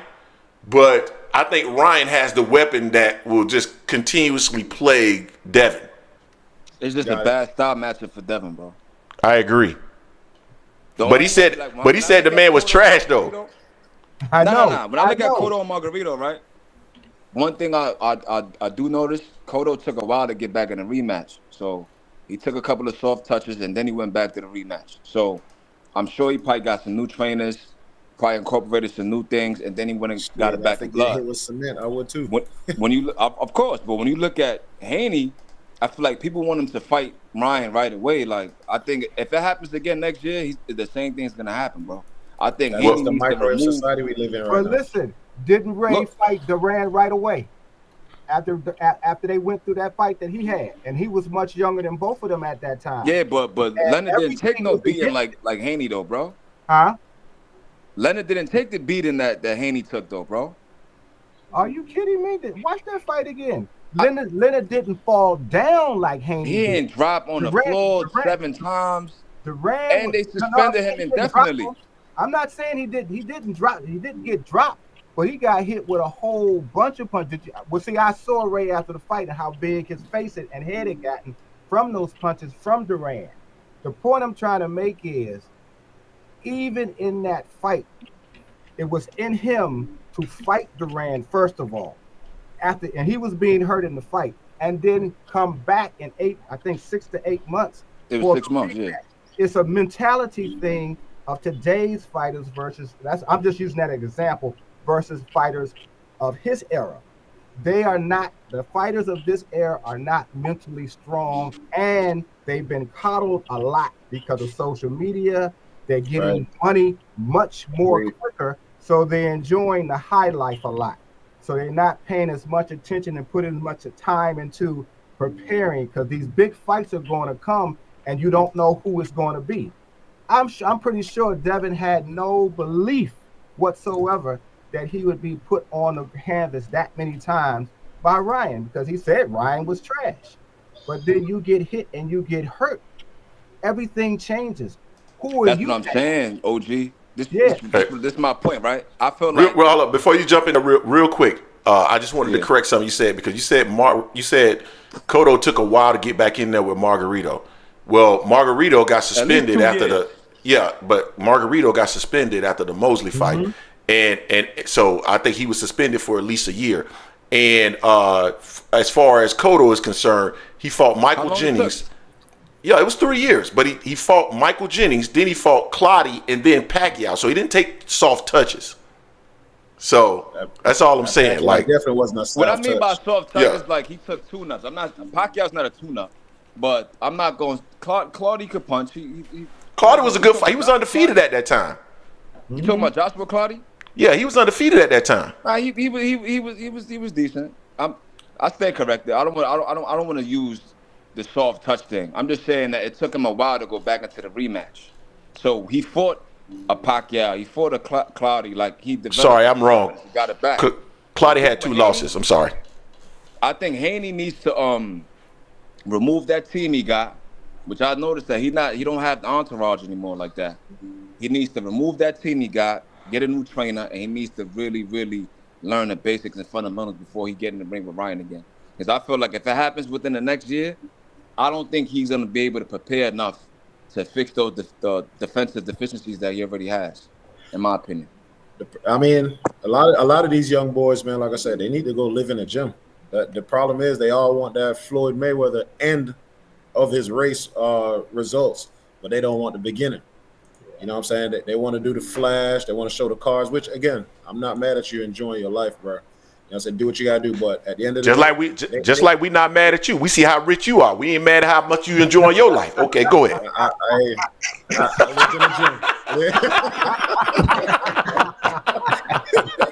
Hey, live in the gym. That is a lush little scenery behind you, though. But he rich. In the work. I wish I was. They're not putting in the work. You know what I'm saying? But they want the end results. And they just go back to just live in the gym, man, and study your craft. Listen, the results will come. No matter what you do, the results gonna come. It's very hard to not make it in this world if you don't work hard. Yep. I want to bring up a point that my boy in the comment section said. Al Cooper Boxing. He said that Cotto and Margarito, they were street dudes. And I feel like that played another part too, because Cotto's from the streets of Puerto Rico, bro. Like he's from a tough area in Puerto Rico, so he wanted that back in blood. Like Haney's from Henderson, Nevada, bro. Not to be funny, but like he's not that kind of dude, bro. And that's I'm gonna tell you something though, man. Going the court route. Let me say this though. That street stuff don't mean nothing, cause man, I wouldn't have. I grew up in a tough neighborhood, but I wasn't no street dude, man. And your neighborhood wasn't that tough, Greg. Relax. Your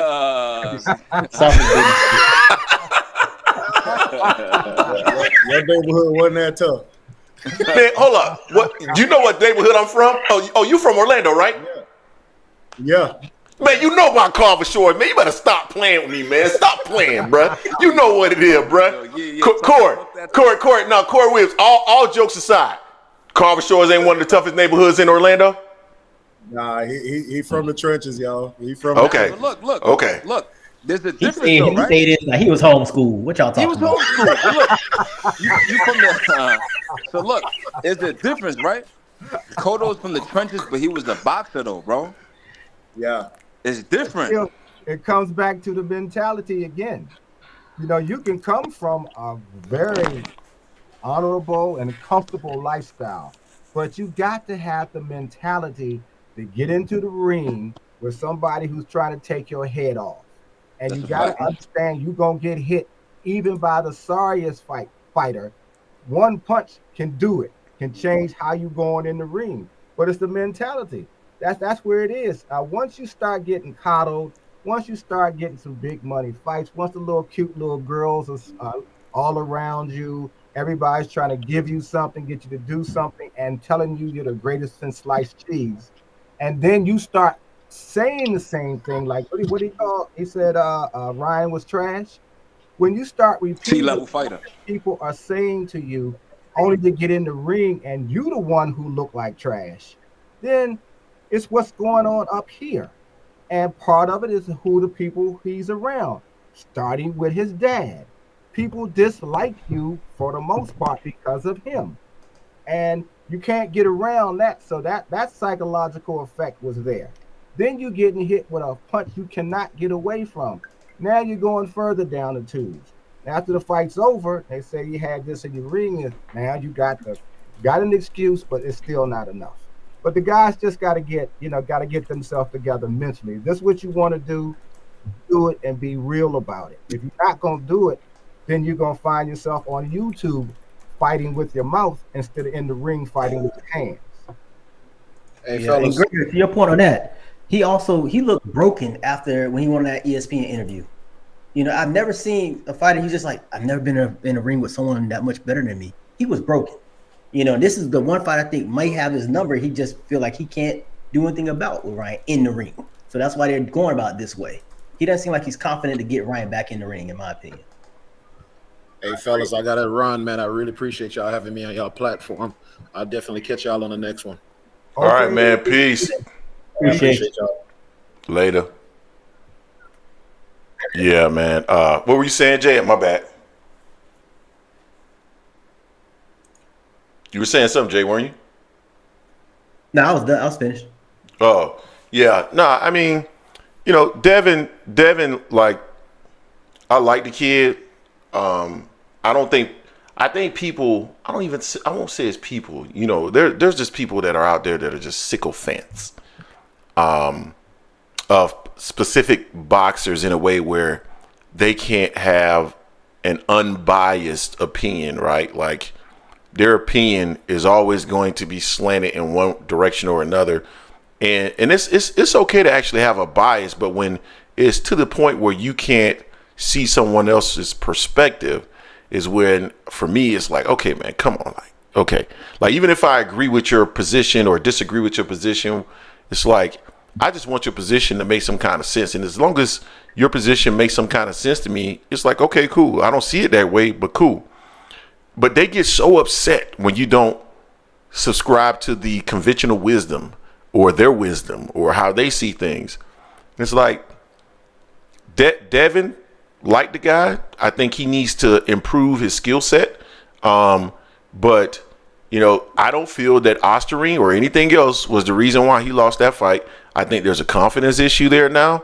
I think he wants to try to win outside of the ring. I think he believes that he can paint a narrative that will allow him to paint basically Ryan as someone who is a cheat, and therefore he never lost. I got my old back, and I don't have to get in the ring with him anymore, because he doesn't even sound like a dude that really wants to get back in the ring. He doesn't. He didn't sound like that. Even then, it didn't sound convincing. Did it sound convincing to you? Not to me. No, not at all. Yeah, just sound like somebody that was just talking. And so, you know, I think that fight, I think a rematch does 700,000-800,000 buys. I do. I think there's going to be so much drama around. I think Ryan Garcia is going to be an absolute clown show. I think it's going to be incredibly entertaining. It'll be interesting to see how Devin reacts. I think they have a lot of opportunity there. But I think Devin, deep down in his heart, believes that, hey, maybe I can sue him, get what I would get in a rematch anyway, and move on. And I don't think that's going to happen. He wants to shame him. He wants to shame him. That's what he really wants to do, as opposed to beating him. But in terms of what you said about the people, some of the people who call and don't want to use common sense and use intelligence, that's purposeful. They rather see you fussing and arguing, because a lot of times they come in to fuss and argue when they probably sometimes don't even believe some of the stuff that they're saying. But it's more entertaining. People can catch the argument that takes place. That's why I said they try you all the time, because they want you to be the angry man. So they'll come at you with, have y'all used any logic before you even said what you just said, and expect, you know, So that's what you have. And then, of course, you have a lot of mostly younger guys who are calling, not all, but mostly are younger. And they already have a narrative and they have a favorite fighter. You're talking about my guy. Why are you doing that? You're hating and blah, blah, blah, blah. Well, your guy got beat because he didn't know what to do when he was in a crisis. That's not going to wipe away, because you can watch that fight over and over and over and over again. It's going to be the same. He was getting caught with the left hook. So accept that and encourage him to get back into the gym, get training so he can get his lick back. That's where you're supposed to be going, because you're not going to erase what happened. You can erase how they officially tallied up the fight and turned it into a no contest or whatever the case may be.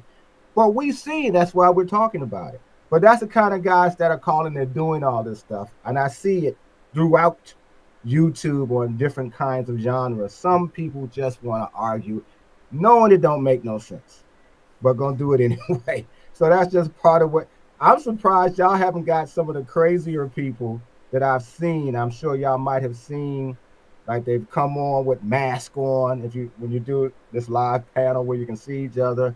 Or one guy had I would call it a plastic butt on his shoulder. It's just a matter of time before y'all start getting those kind of people coming on.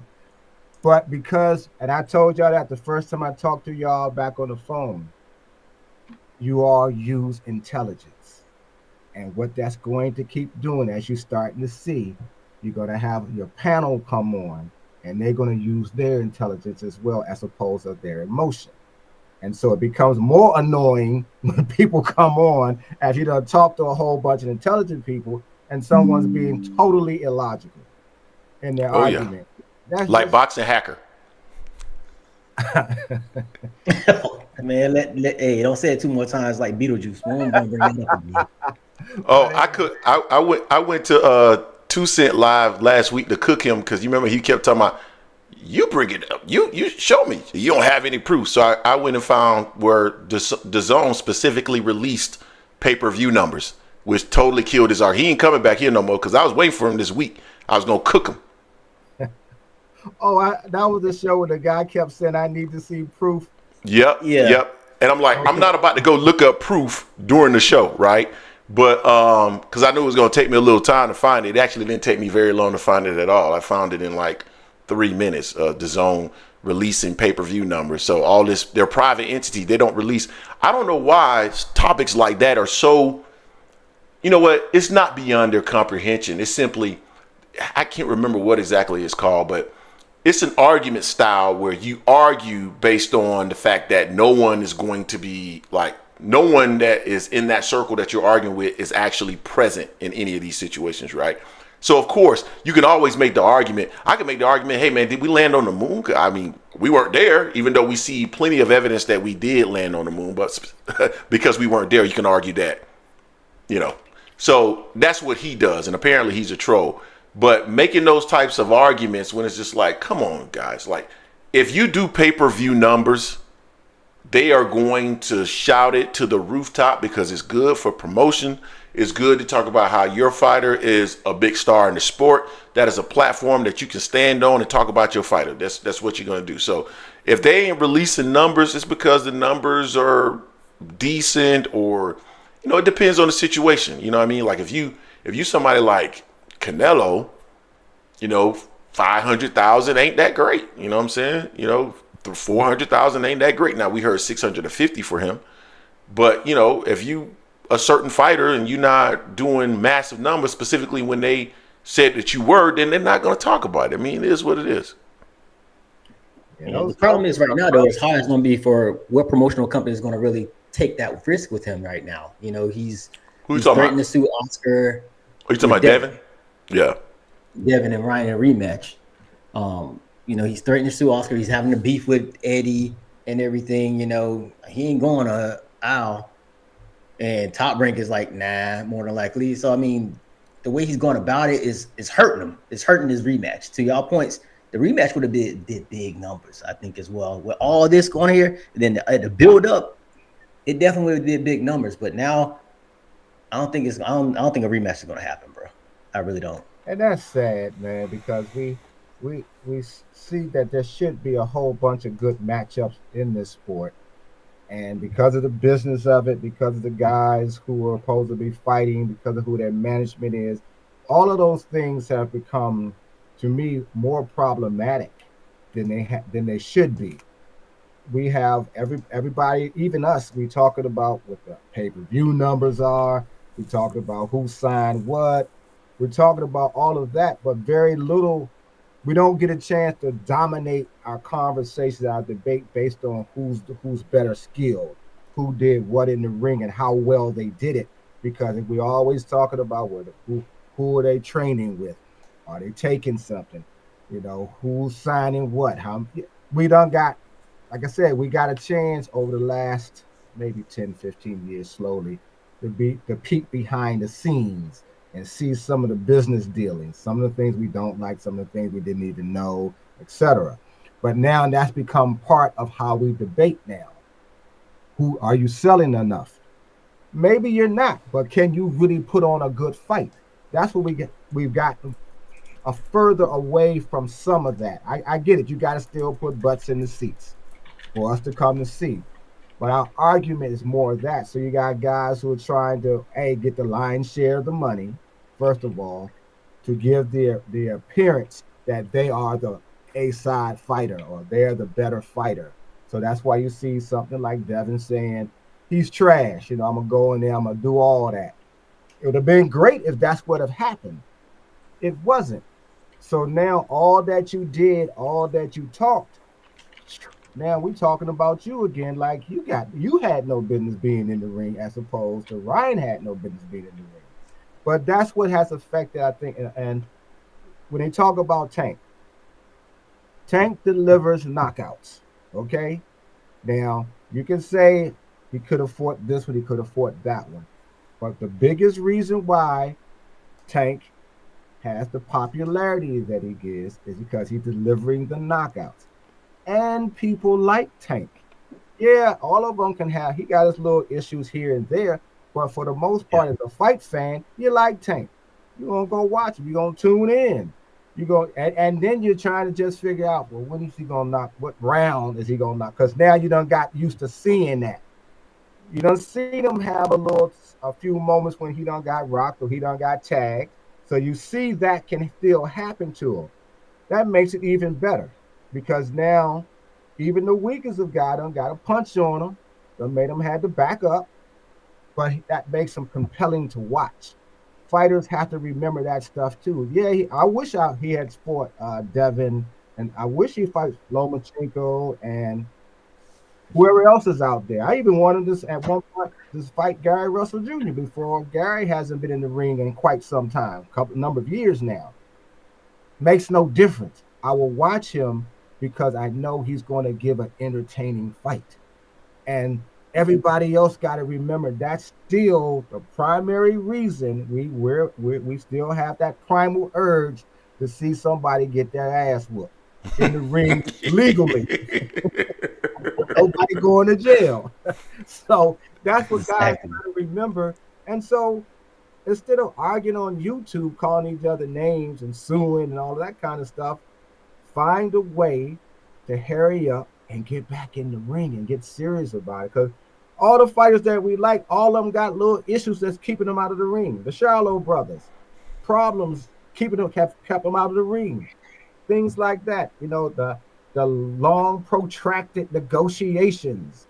All of that stuff hurts the sport to me. And I still enjoy the sport. It's not a lot of guys I know anymore my age that really is into the sport, follow it, and all that kind of stuff. But I'm one who still does. And so I don't hate any fighter. I don't think I remember one fighter that I dislike other than the guy, his last name was Butler, but the one who went to jail for the cheat. Yeah, hit him with the punch. Sucker punch, after the fight. And then he killed Matt Kellerman's brother in the fire. That's why he's in jail. So other than that, there's never been a fighter that I hated. I mean, I favor one over the other, but I just want to see great fights. I want to see these young guys. That's why I still go to the amateur fights that I see that's here in DC. And see these guys coming up. I like seeing Keyshawn Davis. I want to see what he does. I want to see what Shoo does. But again, you're seeing them more on the internet, on YouTube, on Facebook, on social media than you're seeing in the ring. But I want to say this to both of you all. Invite these guys onto your show. Let them talk to your fans. Let them talk. Hey man, we've tried to reach out to several of these guys, man. Keep going. Keep doing it. Yeah. Sooner or later, it's gonna come around because y'all are growing. And when they start seeing that there's people on y'all show who have intelligence, who gonna ask some real questions, they're not on here calling you names and all that kind of stuff. It happens slow. So success in certain areas comes slowly, but it's sure, it's steadily. And that's what's happening to both of you all. I just wanted to say that too. I appreciate that. They'll get on, and we'll be right on y'all show to watch and ask questions and all that other stuff. But you can be angry once in a while, Greg, just to keep the name. I mean, you know what I'm saying? I got I've never been called a narcissist in my life. I've been called an asshole though, and that's fair. Every day. Yeah, well, yeah, that's right. You call me an asshole every day. But like narcissism doesn't allow you to have people on your platform that challenges you. That's not what a narcissist does. So, I thought it was a ridiculous statement, man. I just kind of ignored it. But, it's different strokes for different folks. I'm a passionate guy. I like debating. Sometimes I get loud. And man, Jason can validate this. He's been around me for 20 plus years now. My boy Ryan, who's in the chat right now, Ryan Prentice, is a friend of mine that I've known now for 27 years. And we still go at it to this day. We'll call and we'll be arguing on the phone, going hard. This is what we do. That's why I got the name Angry Man when I was in college. I'm angry. I'm pissed. So y'all in the same state, by the way? No, Jason is in my home state, Florida. I'm in. And I am in Georgia. Oh, that's a good. I mean, y'all got two different areas where you can get guests. Yeah. I've been trying to get down to Brian Norman's gym. I was supposed to go last week. A lot of stuff came up, and then I was going to try to get there Friday, and then the storm came. So I'm going to try to figure out some time to get there this week.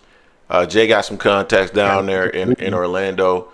And surprisingly, man, since we've been dropping this link, a lot of times, that's how Tim Bradley ended up jumping on the show. The link was in there. He just hopped on. Just keep on, because you'd be surprised who's probably watching both of you all. That's never been in the comments, but been watching for a while, seeing how y'all develop, how y'all grow, how you handle different scenarios, and then may make the decision, you know what, let me see if I can get on with them, and you'd be surprised who it turns out to be. I've seen that happen, particularly with Marty. I've seen it happen, starting to happen, I know, with 2 Cent, where,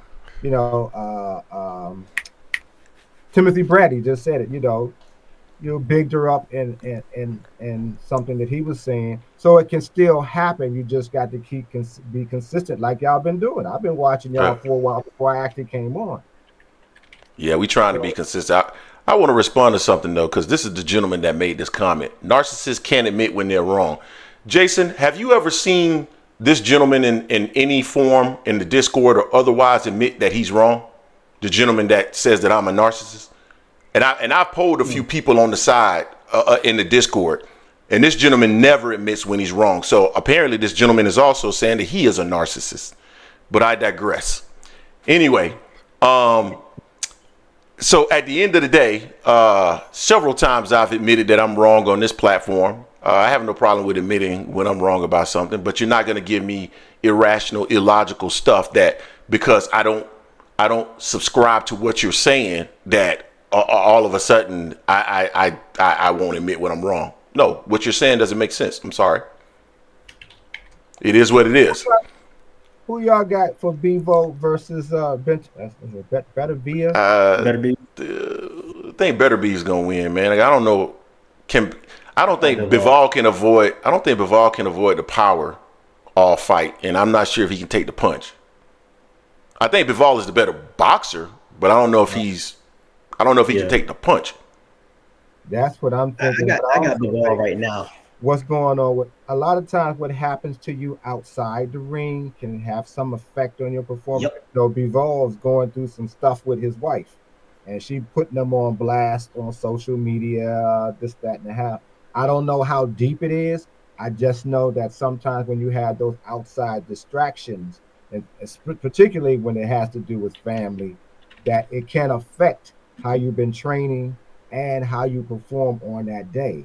So I'll be looking for little signs that he's distracted when we see the fight, but I don't think he's going to win. I think he'll be in that fight the entire time. But I think toward the end as the fight goes on, the pressure and the punches that he will be taking will take its toll. Because I recall what he said about when he fought Canelo. He said Canelo was hurting him. And he showed, you see how red I am. I'm like, okay, if Canelo's hurting you and you are acknowledging it, which is great, this guy gonna really hurt you. From what I've seen how he fights over the last couple of fights I've seen of him. Can punch. I think Beterbiev is going to become the undisputed in that particular division. I tend to agree. We'll see. I'm looking forward to all of it. So, and I'm gonna tell you something. We got to see what David looks like in his next fight at 75. Because although I think he could give Bivol some problems, I don't think he matches up well with Beterbiev. Mm-hmm. Yeah, the work rate I think can give Bivol problems. I'm not sure it gives Beterbiev all those problems. I think Beterbiev's gonna punch in between those punches, and I've seen David down before. Beterbiev might put him in the dirt, unfortunately. So that's a tough fight for David as well. So, but I think David. The thing that I like about David is I think David truly wants to be great. I think David's going to accept that fight.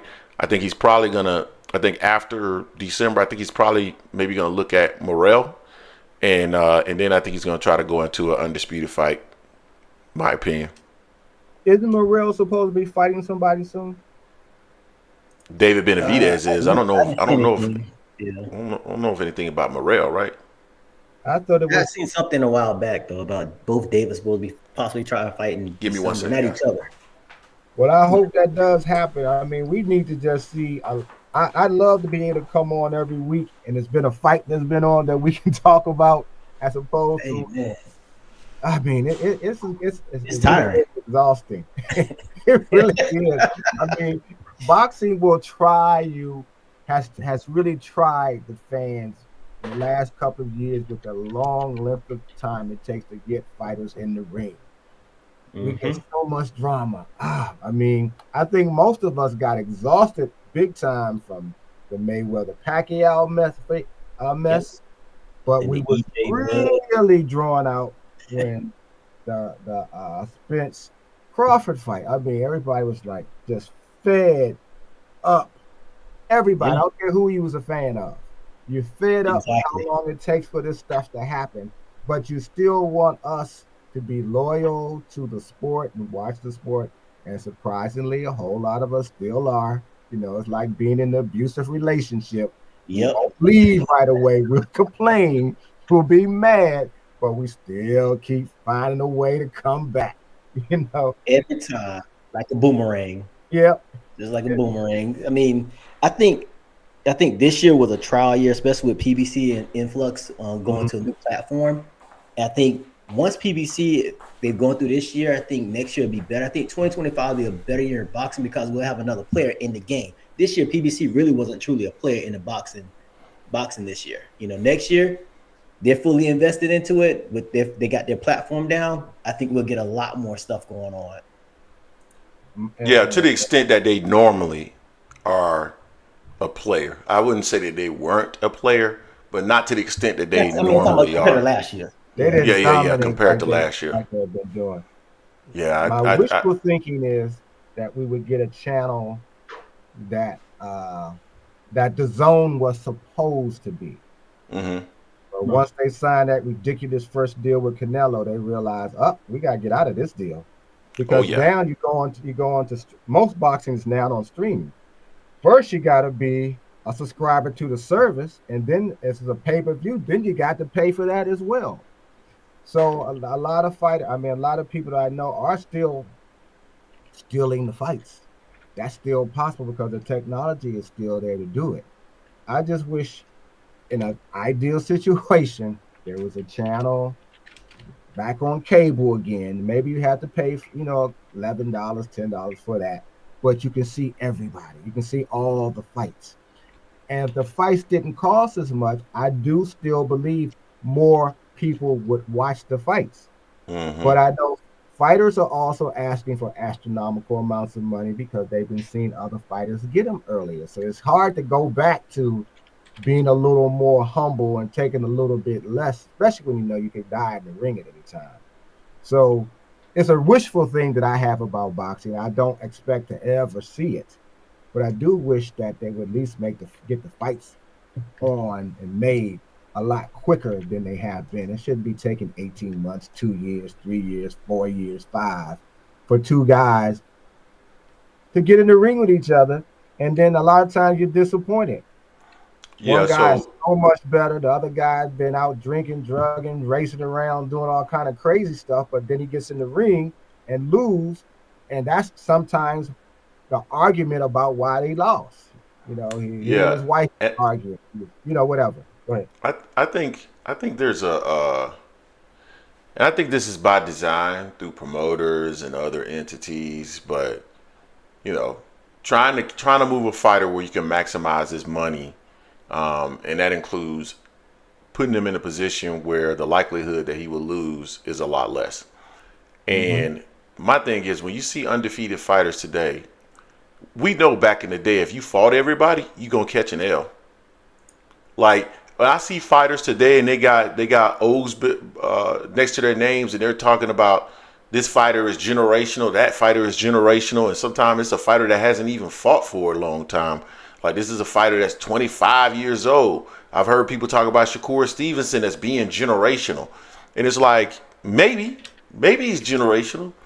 But how do we know that until, like, this guy is really fighting everybody? And, like, when I see people with O's next to their name, I'm like, everybody in the game, if you put them in the ring, and I'm not talking about moving them up so far where naturally they're going to lose, right? Like, I'm not talking about moving somebody all the way up to, like, they're at 135 and you moving them up to 54. Yeah, eventually, of course they're gonna get checked at 54. But I'm talking about in their weight class to maybe a weight class up. I bet that there's people around that weight class that could hand them an L. And it's just that they've been fighting the right opponents. It's not that they're these monsters. It's just that they haven't fought the guy that really can deal with their style, and or they can't deal with the opponent's style. So, a lot of what we're seeing in boxing today is just really not just driven by the fighters, but also the promoters and the managers. Yeah, I agree with that. I'm thinking we should have already seen the guys that we've been talking about when a few years ago. Maybe within the last 2 years, we should have seen Shakur in the ring with anybody from Tank to Devin to Cambosis to T.O. if necessary. I mean, I know I'm going a little bit up, but all of those guys are part of the same group. Yeah. Right? And all of them should have been tested at least by two of the others at some point in time, but it still has not happened. We see them testing their mouths with each other and how they feel about it, but we don't see them in the ring. It was great that we saw Tank and Ryan, but my understanding was that Tank and Ryan had to really push hard against their own people in order for the fight to even take place. And it still was kind of iffy because Tank got a chance to get a tune-up fight while Ryan didn't. Okay, that happens. You made a bad deal or what have you, but we still should have seen those fights taking place without all of that drama. If you guys are gonna get in the ring, you're talking about, you think you about this, put them in the ring because we still gonna buy it and probably would have bought it and paid up, and more people would have had they had done it when it needed to be done. Think the same thing with. I mean, we were so frustrated with Mayweather and Pacquiao that I think we just went on, just gave in when they finally did it. You know, we were exhausted, as you know. But that's the thing that makes you. I don't feel like watching this no more. I don't feel like talking about this no more. You know, I just wish, and I'm glad. That's why I say I like these podcasts with you guys and some of the others, because y'all are the ones that really keeping the sport alive. And I don't think the fighters necessarily understand the impact that YouTube and your boxing channels have on keeping people interested in boxing, even if sometimes they're illogical. Yep. But point of the matter is, y'all are keeping the sport alive, and hopefully they'll tend to recognize it, and the fighters would just come in and say, listen, the reason why I did this is because of that. Yep. The reason why we can't do this because of that. At least we'll understand. We still might not like it, but at least we're hearing it from you. We couldn't make the deal because somebody wanted this much and we couldn't get that. But for the time being, y'all are keeping the sport alive because at least we get to talk about it. We're talking about it more than we've seen the fights. Exactly. I see that. We're talking about that much. Big Supreme, man. We gonna wrap up with you, man. We about to wrap the show up, but what's going on? Big Supreme, you there? In the chat, he said he had Better Be, I think he said by KO. Oh yeah, he left. Which he left. Is possible. Yeah, it's definitely possible. That's possible. That's possible. Better also get old real fast in the fight too, since he's 39. Good. You know, in a few weeks, so you know, we'll see. Is undefeated. It could even be a straight KO or TKO from him just getting beat up in the last couple of rounds. Yeah. Big Supreme, man, what's going on? Yeah, my fault, bro. Like, I don't know. This is different from street yard, so like it dropped me off. But I want to back Greg's point about. I feel like with Tank, there's a lot of like double standards and hypocrisy, and I feel like a lot of the fans, it's like they want to see Tank against everybody, but they don't want nobody else to fight each other. When I look at like a Teofimo and Haney, or Teofimo and Shakur, or even Teofimo and Ryan, like, or even like a Lomachenko versus a Shakur, or even a Ryan, like none of these guys fought each other, but they want Tank to fight everybody, and I feel like that's weird in the sport, bro. I feel like people want Tank to lose. They want him to go up to 147 and fight a Conor Ben. They want him to fight a Terrence Crawford. They feel like he's not challenging himself. And I feel like when you look at a Lamont Roach, this man is a champion. He fought Hector Garcia. He has a long, extensive amateur career. He fought Jamel Herring. I feel like he should be entitled to get in the ring with Tank. And the man has 12 fights at 135, so I don't see how that's like a cherry pick. So that's all I wanted to say, really. All right, man. I appreciate you, man. Thanks, man. You've been spitting some good stuff here today, man. So much appreciated, fam. I appreciate y'all. Later. All right, Rich. Hey, all right, guys. Well, we're going to wrap this show up. I think we at the 2 hour and something mark, Jay. I got to get up there, man, make some food for the kiddos. But we appreciate everybody that joined today and gave to the channel. Let's see. Tunnel Vision gave us $5. Barbara D with the 5, and then Watch for the Hook with the 2, huh? What the tunnel is again? Man, shut up. I'll read it. I'm suing Florida State for losing so many games and messing up Greg's mood on our. Hey, gentlemen, it's always a pleasure coming on talking with you all. So you gonna mute me, huh? Yo, I don't want to hear that. I told you we done. The show's over. Why keep going back there? Hey, fellas, y'all take care, man. I'll see y'all next week. All right, man. Peace. Okay, peace to you. All right, later. All right, guys. We wrapping this show up. We appreciate everybody that joined the show today. All good. I see boxing hacker in the building. We talked about you earlier, boxing hacker. How I disproved everything that you said last week in regards to entities releasing their pay-per-view numbers. So it's clear that you don't really know what you're talking about. But anyway, we appreciate all of y'all. Until next time, peace. Peace.